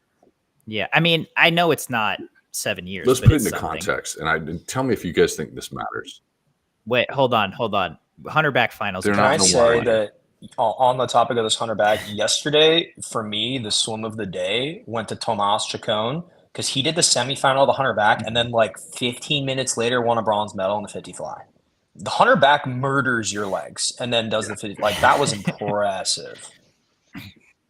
That dude is crazy versatile. He was training in Australia for the majority of this past season. I mean, he continues to get better and better. World record holder in this event. I'm calling Hubert Koch. I called it in the preview. I think this is Koch's race. You don't think Klishnikov is going to come in here and make a statement? I think he'll get on the podium. I think he certainly can, but I think Hubie has been on a tear. He's been on a tear. Good trajectory. He's training at the right place. But we'll see. I mean, damn, they're all in the line. The question is, does anyone who gets under 52? Oh, I think the winner does. Oh my gosh. Kolesnikov flipped first, but Hubie is now making kick a out move. on Hubie. I hate that angle. Yeah, terrible. Can't really see anything. Right on the world record line. I don't know what's happening. Zoom out. Here we go. Oh my god! I mean, is everyone dying? Okay, No. the world record line didn't make any sense. It was like way above them. 51.55. Okay. 85. No, Whoa, 85. sorry. 85. Wow. Peter Yeah. Coetzee, South Africa. Chacon 51.90 for silver, and France's Johan Ndoye Brouard 51.92 for bronze. 351s. Koch was fourth at 52.2. Yeah. That was a good race. It was a great race. Okay, so Peter Coetzee from South Africa went to Wugs last week and went 51.99 to win the 100 back there, but like swam at least 3 or 4 days of a 6 or 7 day meet and then came straight to Worlds. I did not Has that ever happened before? Has anyone ever done that? Someone's got to look that stat up. I don't We never heard of that. Yeah, it's pretty I know it's very rare, but and it worked for him. 51.85 world champion. One of the things that I wonder, I don't know, is a general question kind of on the other topic that we had of men's team versus women's team, is that men may be more financially driven than women. And after you make an Olympics or after you do something, if you don't make a team, you can probably make more money in the workforce than you can, if you miss a world champions or something like that. So I'm saying like Ryan Murphy's not in this race, right? If we could, if Ryan USA Murphy's Swimming, working in private equity right now. exactly. Ryan Murphy's making working money. in private equity right now. If we could make him more money in swimming than in the workforce, like he probably would still be swimming. Ryan Murphy's getting board seats on boards. Ryan's doing really well. I think that's a great point. And there were some swimmers that came out with so much talent, and then they're like, yeah, I'm doing one national team, but the Olympics are 2 or 3 years away. I'm going to start my career. That's correct. You are correct. And how many years are you going to kind of push off that career and delay your highest earning years, which are usually in your 50s, So I don't know. It's interesting. I think it's one of the worst things about swimming right now is I don't think that the earning potential has really gone up very much for people other than like a Gretchen Walsh or, people at the very, very top. I don't know. I don't think it's gone up all that much. Maybe I'm wrong. I haven't been paying super close attention. I'm telling you, we talk to managers and agents a lot and interface with them because we interface with a lot of partners, 54 partners at SwimSwam. So we're always we're collaborating. But we had a fantastic market when we had the Texas market. There was so much business that flowed into swimming. Yeah. And then we had the downturn. And then you'll have a changeover at some of the big brands, with the big swimwear brands. Suddenly you're sitting there and suddenly it's like, okay, we've gone 5 or 6 years in. Now the big brands are going to turn over everybody in comms, marketing, sales. And it's a whole new team. The whole new team comes in and they're going to change what's happening. And they're actually doing the same ideas that happened 6 or 7 years ago. And then that just happens over and over and over. Yeah. But swimmers typically in the economy of being a pro athlete, it impacts them negatively. Right. The economy of being a pro swimmer right now is worse than it's been in the last 20 years. And that's my biggest gripe with the model that USA Swimming still has is it's way harder to make a living as someone who is 1 year out of college, like just graduated now, than it was 10 or 15 years ago. The amount of money that these athletes get paid to be on athlete partnership agreement, the money that has flowed from the USOC has gone down, and it is way more expensive to live and pay rent now than it was when Blake and I were coming out of college. Exactly. Median wages in the workforce have risen in the past 10 years. They've risen, I mean, substantially, but the stipend, whatever you can earn from swimming, has stayed the same or gone down. And it's been more competitive with all the college swimmers that are getting faster and faster and faster. And so you can't sustain yourself for an extended period of time. And there used to be USA Swimming driven partnerships, sponsors that were offered to a good percentage of the U.S. national team. Yep. Those have completely fallen off. Like, those don't exist anymore. It used to. Okay, two things that are really key here is that we had an athlete manager at the USOC, at the USOPC, and they worked closely with marketing and USA Swimming. That person was awesome. He's a former Olympian, and he got athletes paid. Like, he was always rolling off all the sponsors and would flow through and go, I want athletes. And they would populate and cast athletes in these roles. That guy, when they did that huge layoff after the pandemic, that decimated that position. That doesn't happen now. Secondly, when USA Swimming went to 3 sponsorships in swimwear, it hollowed out a lot of money. So just think about that. So it was Speedo for a long period of time, but the other brands were not a USA Swimming. So they would, in the domestic US market, they would go and they would make that investment for activation with athletes. And when USA Swimming hoovered up the 3, that really negatively impacted contracts for individual athletes. Yeah. I don't see another way for, I mean, I don't know. Maybe I'm just being pessimistic, for the men's team to really have the edge that they used to have during the Lochte and Phelps era without them earning substantially more than what they are today. Like, I don't know why they would stay in swimming after you make your first Olympics. You know, like Luke, provided he keeps doing well, keeps winning races, he can get prize money. But once you've made that first Olympics, once you've achieved the dream, now it's, you need to sustain yourself. It's a business, you know, all of these things. You've kind of done what you wanted to do. But I don't know. It just seems like, you know, if you can earn a lot, go for 2? 2 things. Yeah. We've waned in the last 7 years of USA Swimming in terms of sponsorships. Mm-hmm. It's gone down. Big time. They've gone down. We have not prioritized that. Instead of having 4 or 5 title sponsors, that footer should have, we should shoot for 50 and have 25. 2, that's point 1. Point 2 is there should be activation, meaning that when someone sponsors at a title sponsorship level, let's call it 500,000, 10% of that, or $1 million, 10% of that's rolled off. Activation has to be with national team members. So if you're going to activate, and because you have that money to activate, once you get a sponsorship, who cares if you're associated with a governing body or whatever you're doing? You actually have to go out and tell that story. Hey, we are associated with success. That should be an activation that's direct with athletes, contractually baked in. I wish it was a part of our bylaws. Yeah, for sure. Absolutely. 3, there's always been increases in the C-suite for leadership of USA Swimming, and it has not matched what athletes make. It's gone like this. Right. Yeah. Yes, and there should be a most favored nation. If there's an increase in the C-suite, it should be matched to athletes.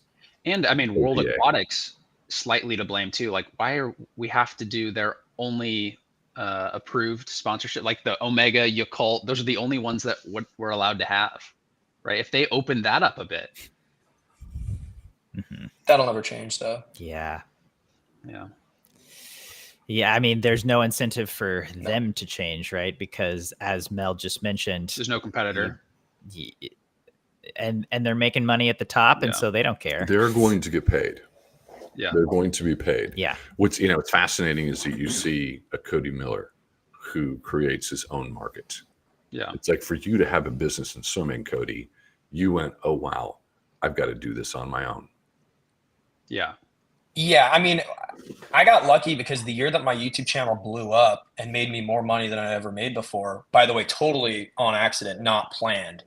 was the year But that cool. I had my knee injury and like just was, like I missed APA that year. A couple of my sponsors didn't renew me that year. And so I got lucky and I was like, oh, I was like, oh, this is like a way to make, but like the thing is like most people don't want to do what I do. And that's totally fine. You shouldn't have to have a show or a YouTube channel or be like insanely social media crazy to make a living as an athlete. Like one of the worst things that happened within USA Swimming was losing the title sponsor Mutual of Omaha, because some of their agreements were a lot, as you said, Mel, a good percentage of that money went directly into the US national team.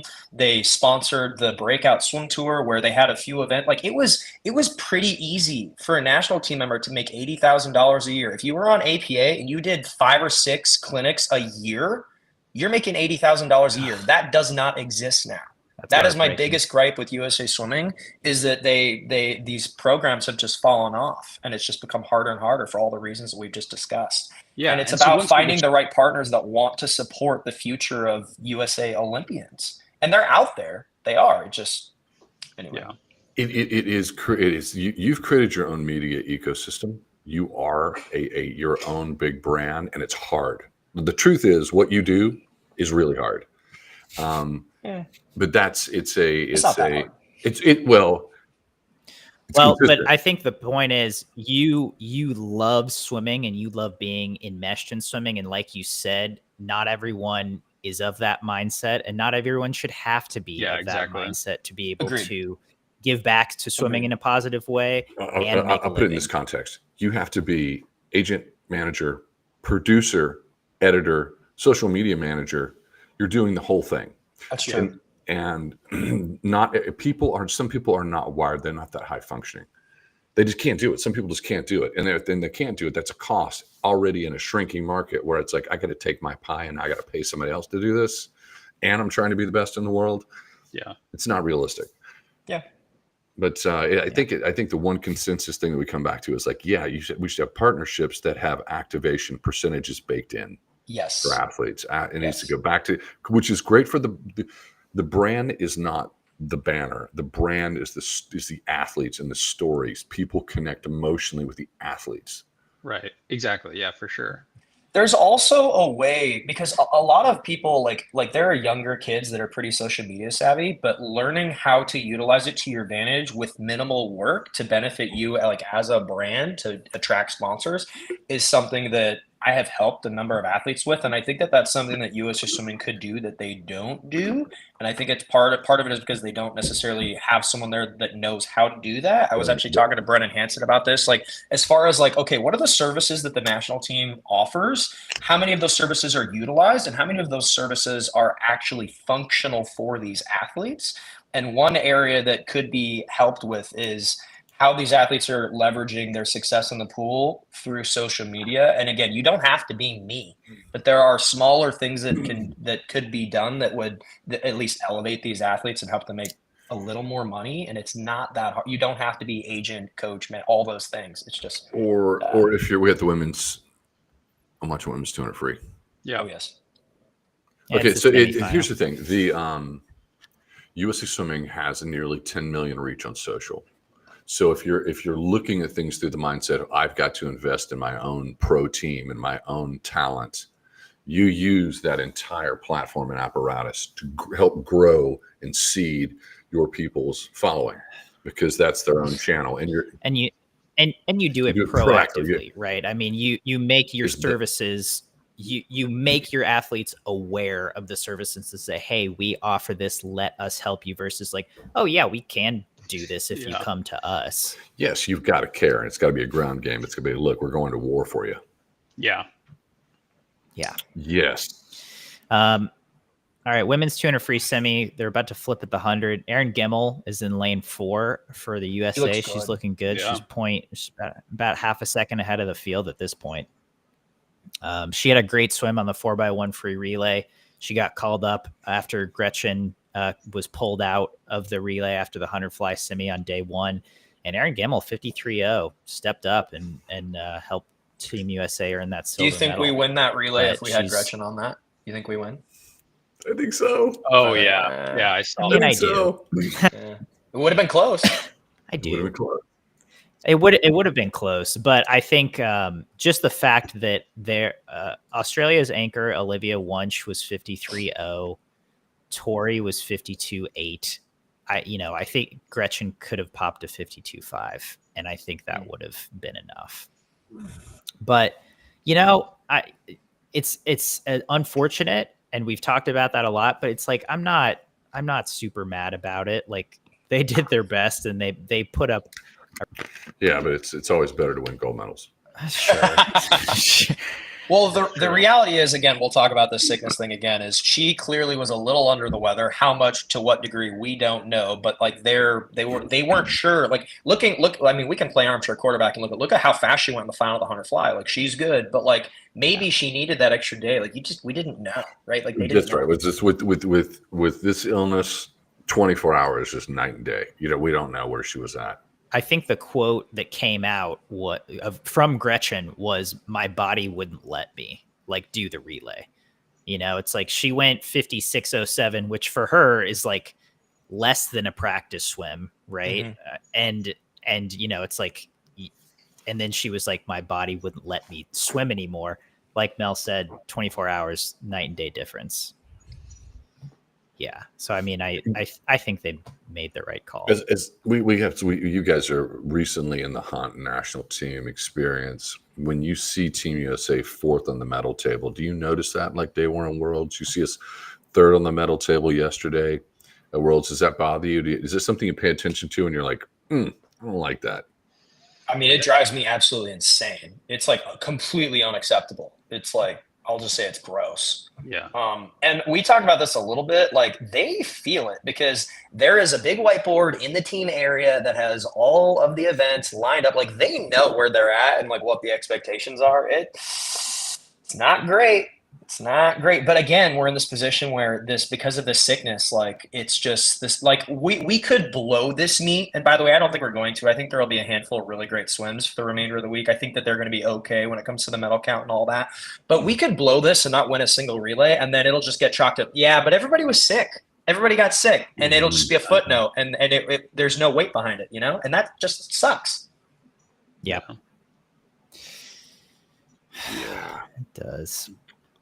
Let's see. I do like seeing the rest of the world perform. I do like seeing other nations step up and having moments.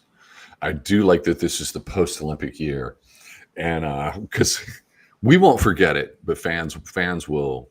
That's not true. SwimSwam fans will never forget it. The nerds will never forget. Well, like again, bring it back to the men's 50 fly. Like seeing Grosset and Ponty go 1-2 and Grosset's celebration and how happy he was, and like him walking around cheesing hard with his French flag, like that was really cool. And like that didn't get highlighted on the NBC broadcast. It's like that was so cool. Team USA. The narrative is Team USA is slightly underperforming, but then Rowdy's going, it's a long meet. We've got a long way to go. There's the sickness, but like there are other awesome things to point out. That's pretty great. Like, I mean, we wanted to beat Australia, but Australia's winning streak in the women's relay, like that's pretty crazy. That 4x100 freestyle relay is pretty good. Like that's a dynasty to be paid attention to and to revere, even if you're rooting for a different team. We had Emma McKeon on yesterday, right? We did, yeah. We did, and he had 14 medals. Fact. Her uncle is the CEO of Swimming Australia. We know that. I think we should have offered her the CEO position at USA Swimming, and we didn't miss the opportunity. We didn't do that. But I said, we've gone almost a year without a CEO at USA Swimming, and she's like, "No, I didn't know that." Olympic run up. She's like, "No, I didn't know." Mel, you got to throw your name in there and just take over and clean up, man. Come on, let's go. Yeah, I'm taking Cody with me. Cody Miller, we're gonna clean up. Do you guys think the extra emphasis on like the collegiate structure hurts us for some of these long course meets? No, I don't think so, because it's always there. It's always kind of been this way. We've had the same NCAA model for the last 25 plus years, where they do yards all the way through March, and then they transition to long course, and it's never been an issue before. But if you look at if you look at the relay records of NCAA's, the other short course yards records, 2 free, Hunter Breast dropped a ton. Like they've all plummeted, but our American records in long course meters, I mean, they haven't moved a whole lot. That's true. But that's just because yards is easier. Like, let's just like, come on, like it is. They should have been lower to begin with, is what you're saying? No, there's less of a hit. Like, there's a ton of reasons why yard swimming is continually dropping time, and the rest of the long course meters Because records it's are easier? not. No, because there's fewer people that swim it, and there's less of a history behind it. It's only ever swam in the NCAA system. No, I'm saying US yards, like American records versus US long course records, not world records. I'm saying American to American. I feel like our yards records have dropped pretty substantially, where our American long course records really haven't moved like all that much. Right, but I think that's because nowadays our pros still swim and still compete yards, whereas even 5, 6, 7, 8 years ago they didn't. Like when Michael and Ryan went pro, they stopped competing in yards. Like they never shaved and rested for yards meets. Pros do that now. That's why they keep Most going of those down. records are set from college. Yeah, but well, I guess that's true. We swim yards way too much. We swim yards. We all the do. time. I think we do Yeah. too. I We think put that's such true. an Swim yards emphasis all on the it. time, and it's ridiculous. NC2A Claire looks should be good. Oh yeah, sorry to interrupt. 154.6. Claire Weinstein just Wow, that was got- great. Yeah. So Top what I seed. was thinking, like with the Sandpipers, is I mean Ron's a great coach, but I also like how I don't think they focus on yards as much as they do on long course. They have so many really good long course swimmers. Claire, I like Ron. I love Ron. Cody hates Ron. I love Ron. I love Ron. I love Ron Ron is too. the man. Yeah, Ron well, did Ron, that's an anomaly, right? That's like one out of a few hundred clubs that does that. But there's a reason they have that kind of success. But Blake, the reason that they have that kind of success is not just because he prioritizes long course throughout the year, which they do. There's a lot of other variables that go into Yeah, that. That's I a think it's well-oiled I think it's machine. part of it. Yeah, It is part of it. No, oh, it is. totally. But they're also able to, like, you know, I think what a lot of them did, like kind of a hybrid of high school, and they would go on training camps. And I mean, he was able to treat that like essentially like a pro team, right? It is. With Bella and Claire and Katie Grimes and Ilya Karoun, Mackie Hodges. I mean, there were a lot of really elite swimmers in that group, but he like you said, Cody, it was able to be truly his baby. Ron is the reason why you love swimming, because if you put the work in, it pays you back. Oh my gosh! So Aaron Gimmel got second. Yeah, Did we but just that see was crazy. another only 2 swimmers from one semifinal make it? Yeah. That was crazy. I've never seen that. Oh my gosh. So Erin Gimmel's in. She's 8th though, and she got second in the in the first semifinal. Yeah. So That's that crazy. second Wow. one was just really fast. Wow. And Erin Gimmel is 8th at 156.03. So that's what it took to make it back. But Claire is top seed at 154.6. Everyone else is 155 something. It's awesome. I'm wondering how much Molly O'Callahan just chilled in that heat. She was 9.49692, but she was 155.4, and she's the championship record holder at 152.8. What did she split on the relay? She led off, I think. I have it right here. She led off in 52.7. So it's like it was okay, but it's not great for her. Be interesting final tomorrow. But I mean, she can obviously she's not like in great form, but she is on form, I think, for Molly at least. But that's a great swim to see out of Claire Weinstein after scratching the 400. Again, assumably for illnesses like this, 24 hours can be a make or break difference. So yeah, I also wonder like how much of it was. Again, I'm sure part of it was the illness, but then there's the other factor of like, was she going to be able to win a medal versus we're just now going to prioritize the 2 free. You know what I mean? Like, it's a great point. That's something I'll have to grill Ron about later on. We'll find out. We'll get to the truth. Tell me the truth, Ron. Ron is I love on Kaylee's glasses. Side note. it's a good look. Yeah. She wears it well. She does. Who's Ron- presenting? Who's presenting? I don't know. Christy Coventry. It is Is she the president? is our new president of the the International Olympic Committee. Yep. Okay. Wow. Auburn alum, signed for David Marsh. Look at her. Oh. Well, hey, come on. We have our first African and our first female. And I'm saying that to our first Auburn alum. Oh, and no. our first Auburn alum and first SEC alum. The SEC is. You're talking to a bunch of Hoosiers, dude. Right. I know, it's exactly what I'm saying. I just want to know that the SEC got a president of the International Olympic Committee before they did. Cool. And the CEO of USA or of SwimSwam, sorry. CEO of SwimSwam, SEC alum. That's right. SEC educations. We can't spell. But really fast. Can't spell. Cody's going to use that. You guys are going to use that. I shouldn't have said it. That's the joke around SwimSwam. If we make a mistake, I go, let's go. SEC education. Oh, dude, speaking of jokes around SwimSwam, okay, so I did like a little recap yesterday, and I asked my viewers, I was like, have you heard the phrase bathtub swimmer before? Because this is new to me. And my viewers were like, you clearly don't hang out in the comment section of SwimSwam. And I was like, I do not. They're like, that's where it comes. Like, has that been around? Is this a new thing? Please enlighten me. I don't know. It's been around forever. What is this? Okay. Yard swimming. It's so that's what foreigners call yard swimming. Oh, Bathtub Bathtub swimming. swimming. Yeah. Because Gretchen Walsh mentioned it in one of the NBC pre-rolls. She was like, I needed to prove to the world that I'm not just a bathtub swimmer. And I was like, what's going on? I've never heard that before. Bathtub Okay, swimming so it's an old term that's come back, but bathtub swimming is yard swimming. It's like we glorify our yard swimming. We love our yard swimming, and it's exciting. Yeah. We love it. Yeah. But it's bathtub swimming. Yeah. It is. Yeah.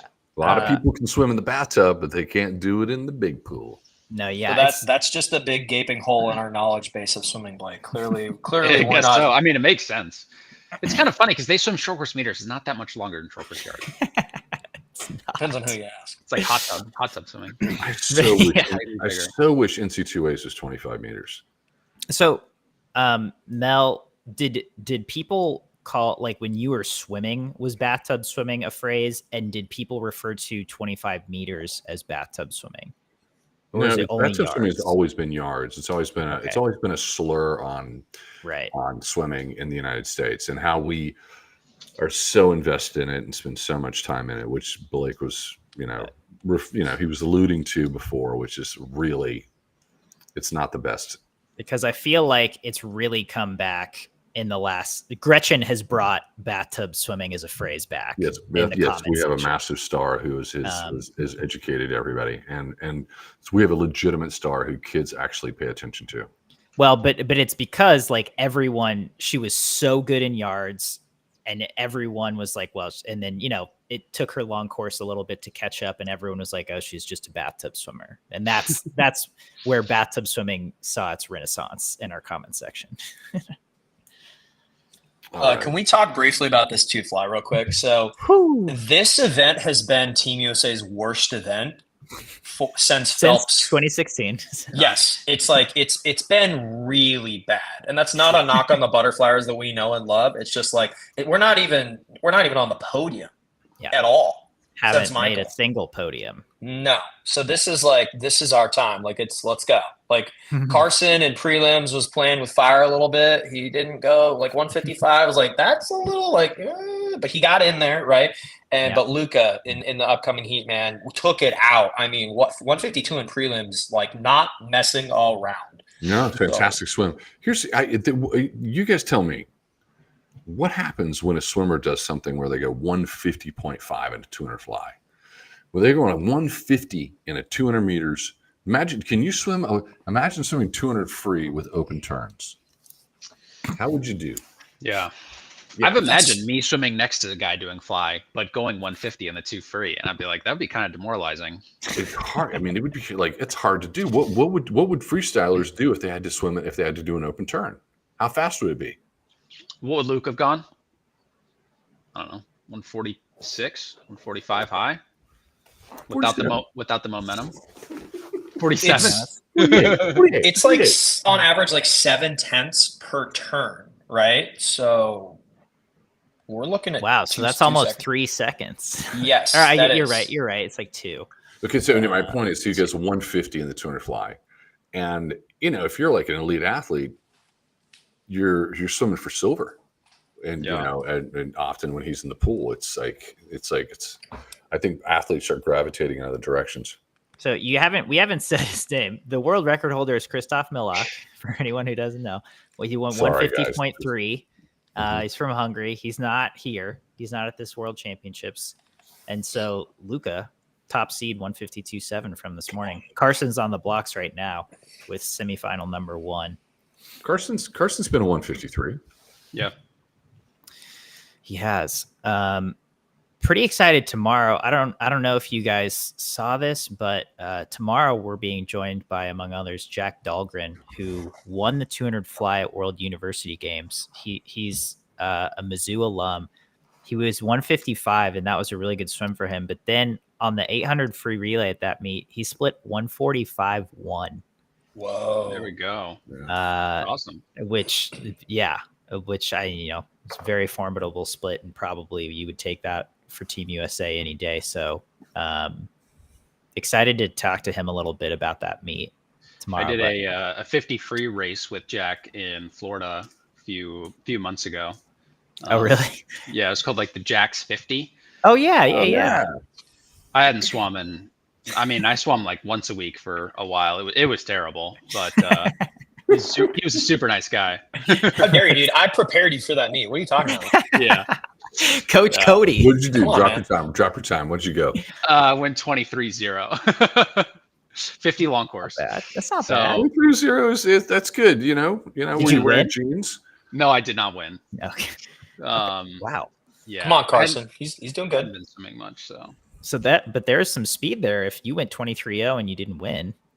Yeah, there was some other like Jack was there, and then some other pros were there. Okay.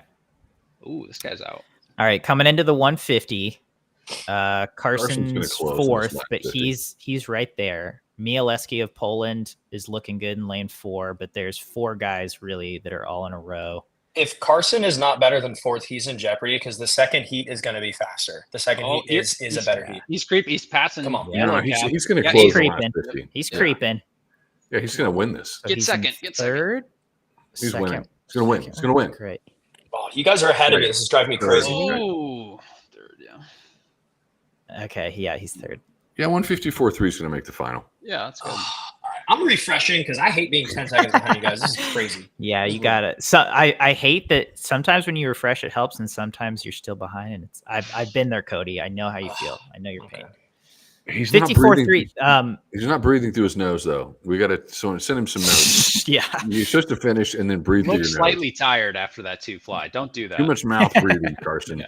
But at 154.3 is a great semi swim. It is. He's third. It's a great use of your energy systems. Mieleski from Poland was 153, and then Chen Junair of China was 154.0. So yeah, I think so. My prediction is that Luca is going to win this in a 153. He overswam that 152.7 in the prelim. I honestly like that take. I like that take. I just think it's realistic. Yeah. He doesn't have the best track record at long course meets, especially the big long course meets. Right, like he's gone all his best long course times at like Pro Swim Series meets. He's made teams, but he's never gone his best times, or he's never really peaked at the right moment yet. Maybe we're wrong. I hope we're wrong. But no. I mean, that's showing this back room. Because there's a DQ. Maybe the camera's on Mieleski from Poland, and so it seems like we might have a DQ. Results are under review. Now we got a camera on Carson. Don't love that. Cody? Yes, sir. It's the longest your hair's ever been. A lot longer than this. I usually keep it like right at shoulder length, so I'll let this go another inch or two. So when I was in high school, I had a shaved head, And then when I got to college, I was like, let's just grow it out. And I slowly grew it out. And then my junior year, it was about this length. And I was going to cut it before Big Tens. And Ray was like, no, don't do it. Because he's really superstitious. He was like, the longer your hair gets, the faster you get. So I didn't cut my hair. And then Big Tens, my junior year, was one of the best meets I've ever had. And I remember after the meet, Ray was like, it's the hair, man. It's the hair. Like, I almost broke the American record in the tuner breast. At that time, this is going to date me a bit, but at the time, the record was a 150.7 in the 200-yard breaststroke. That is crazy. It was Kevin. It was Kevin's. Kevin Cortez. Yeah. And I went 151.1. And I just went out way too fast. I was like, oh, I can get. And then that year, Kevin went 148, and we were like, okay, well, that's what real breaststroke looks like. But yeah, hair's long. I had roommates on all my national team trips over 10 years was either Mike Behrman or Ray Lewis. My roommate always. So that dates my roommate in the national team was Ray Lewis. He was probably way more intense. He's a serious dude. Yeah. Ray is if you want to be on and you want to perform, room with Ray Lewis because he's a serious man. Ray does very well with people who are equally motivated or very motivated. It becomes tough for him when an athlete is less motivated. He's gotten a lot better about that. Like, I think the main thing is, like, he was such a motivated athlete himself, and like just barely missing an Olympic team, like, made him just, he puts that fuel into other people. And so, like, for me, the hardest year I ever had with Ray was 2017 because I just wasn't the same person, right? I like didn't have that fire, that motivation yet. And like Ray wanted me to get there. And like we butted heads a lot that year because that's something that he had never experienced before as a coach. Like, now you have this athlete that won these Olympic medals, right? I was the first Olympic medalist Ray ever coached. And he wanted us to get back to that because I knew I didn't want to retire. And so that was a challenge for him, is dealing with someone who, for as long as he's ever known me or coached me, I was equally or more motivated than he was. And that's why we worked really well together. But then all of a sudden, when that changed, that was a challenge for Ray. And he's grown a lot as a coach, like dealing with athletes that are at different levels of motivation, different times in their life, right? Like, he never coached a pro like late into their 20s before. Like, it's a learning thing, right? Mm-hmm. One thing, the takeaway with Ray Lewis, most educated, probably the highest IQ among coaches. Really? Yeah. You don't think? I think Ray's IQ is pretty high. Ray is so. like one thing. So you actually know Ray better than most people, like, because Ray comes off as really intense, and so sometimes I feel like his knowledge doesn't quite shine through. But he is really well read and a major history buff. So Ray is very knowledgeable. Like, Ray would be great at Jeopardy. Put him at Jeopardy. He knows a lot of stuff about like a ton of different topics. He would actually do really well as like a podcast host, like, just because he has so many different interests. And he really knows his stuff. Some of the superstitions you guys have told me about him really cracked me up. Like, he used to eat a whole pizza he's before kind of backed off on those, hasn't he, Cody? before big meets, or he would not throw pennies in the water, but what would he do with the water of pools? No, yes, correct. Yeah. Coins. Yeah. Well, he got that from Eddie. Eddie used to do that. Eddie used to toss coins in. He's like, you got to pay tribute to the water gods. That's serious. I love that. Eddie did that. Yeah. I mean, that's awesome. Ray's always like, why not? Okay, yeah, this is the one. Here we go. He two's in the water. Luca Orlando. I mean, it's the first 25 meters, whatever.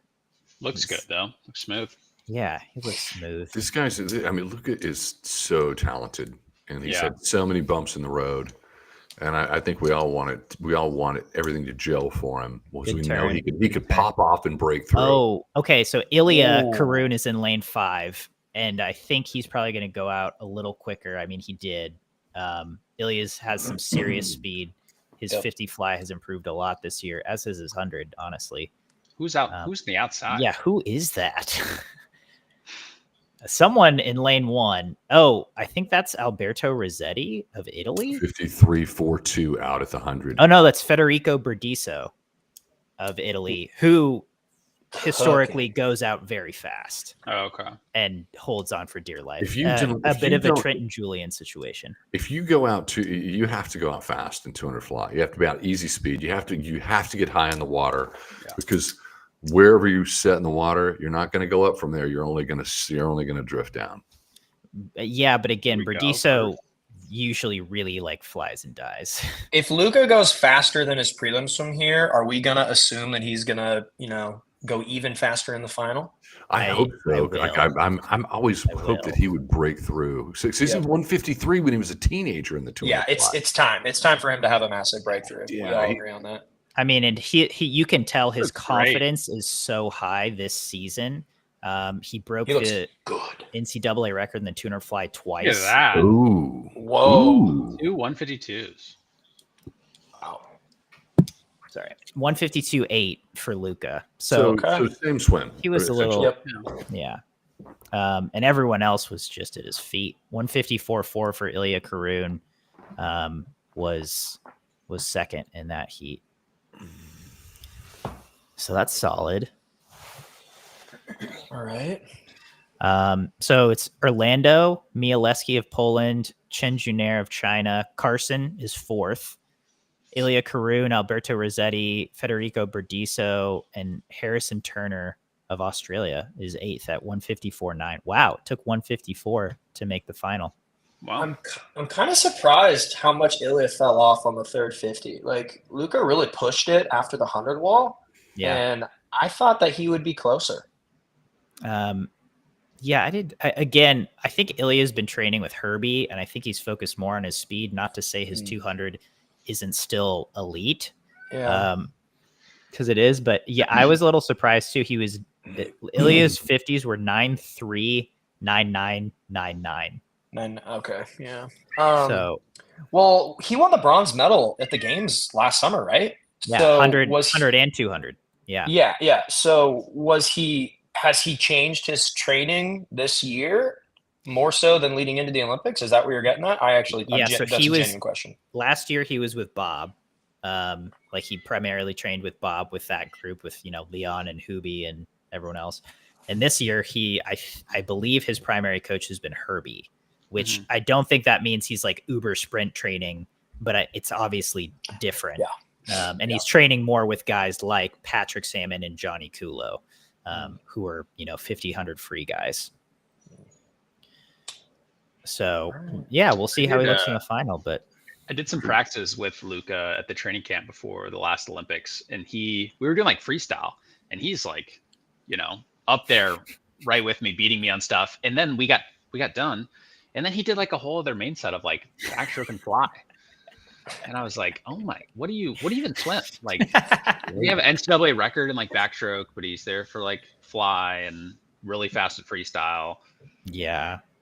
I feel like that's the one that I've been waiting to see from him is like a 200 free, because he was 146 as like a 17-year-old. And then I don't think he's, he dealt with a ton of injuries. And so I don't think he's really ever gotten back to that. But like, it seems like he could be a real asset or just throw down a really good 200 freestyle long course.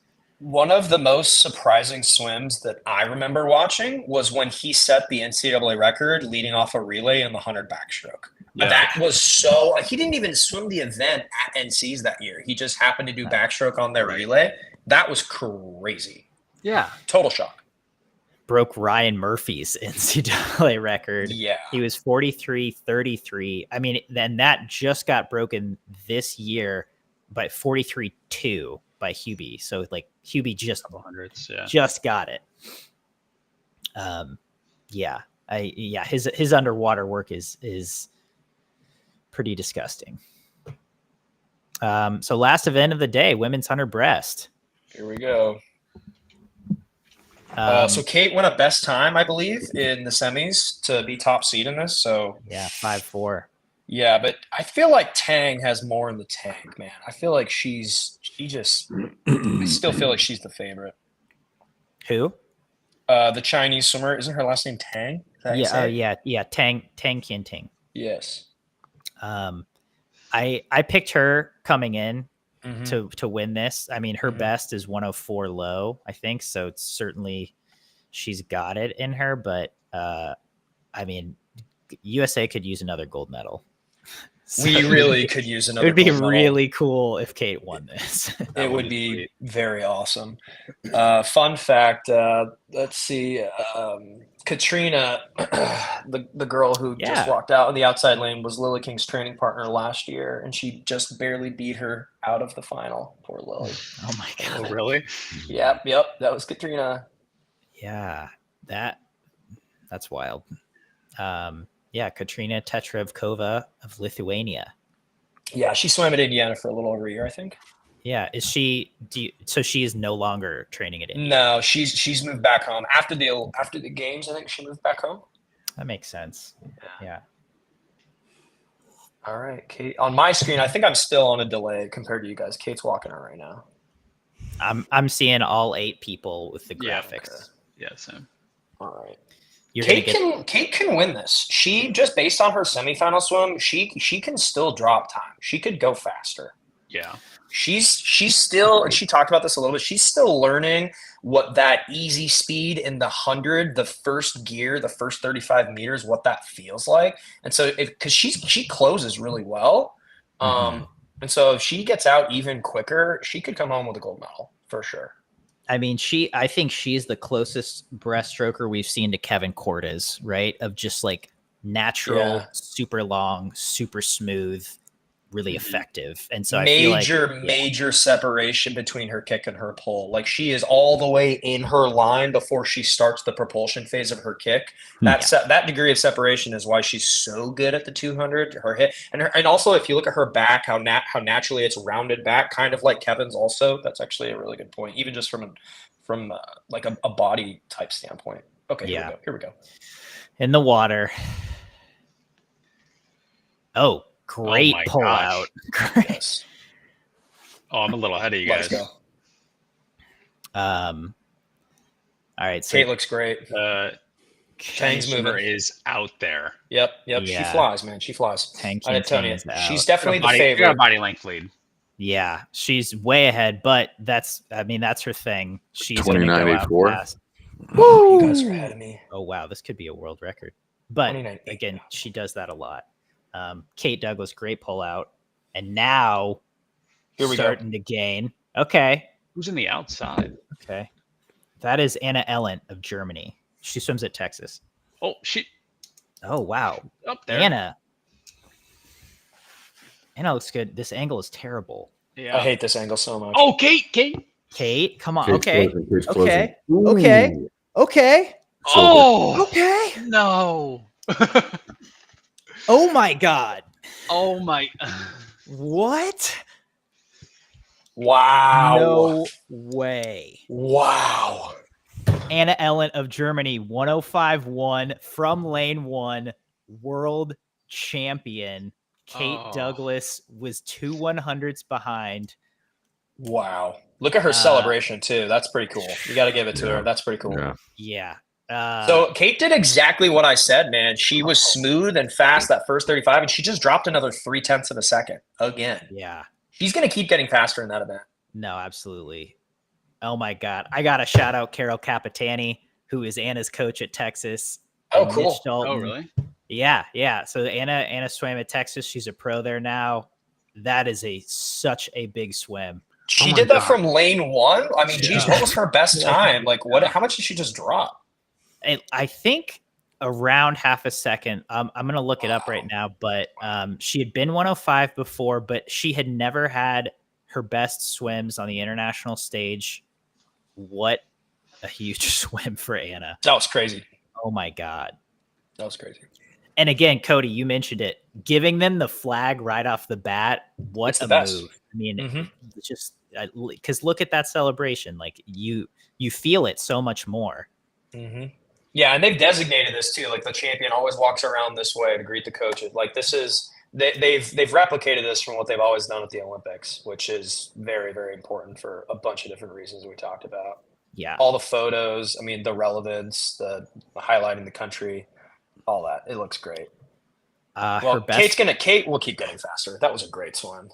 Yeah, Anna's best was 105.58 from a San Antonio Pro Swim in 2022.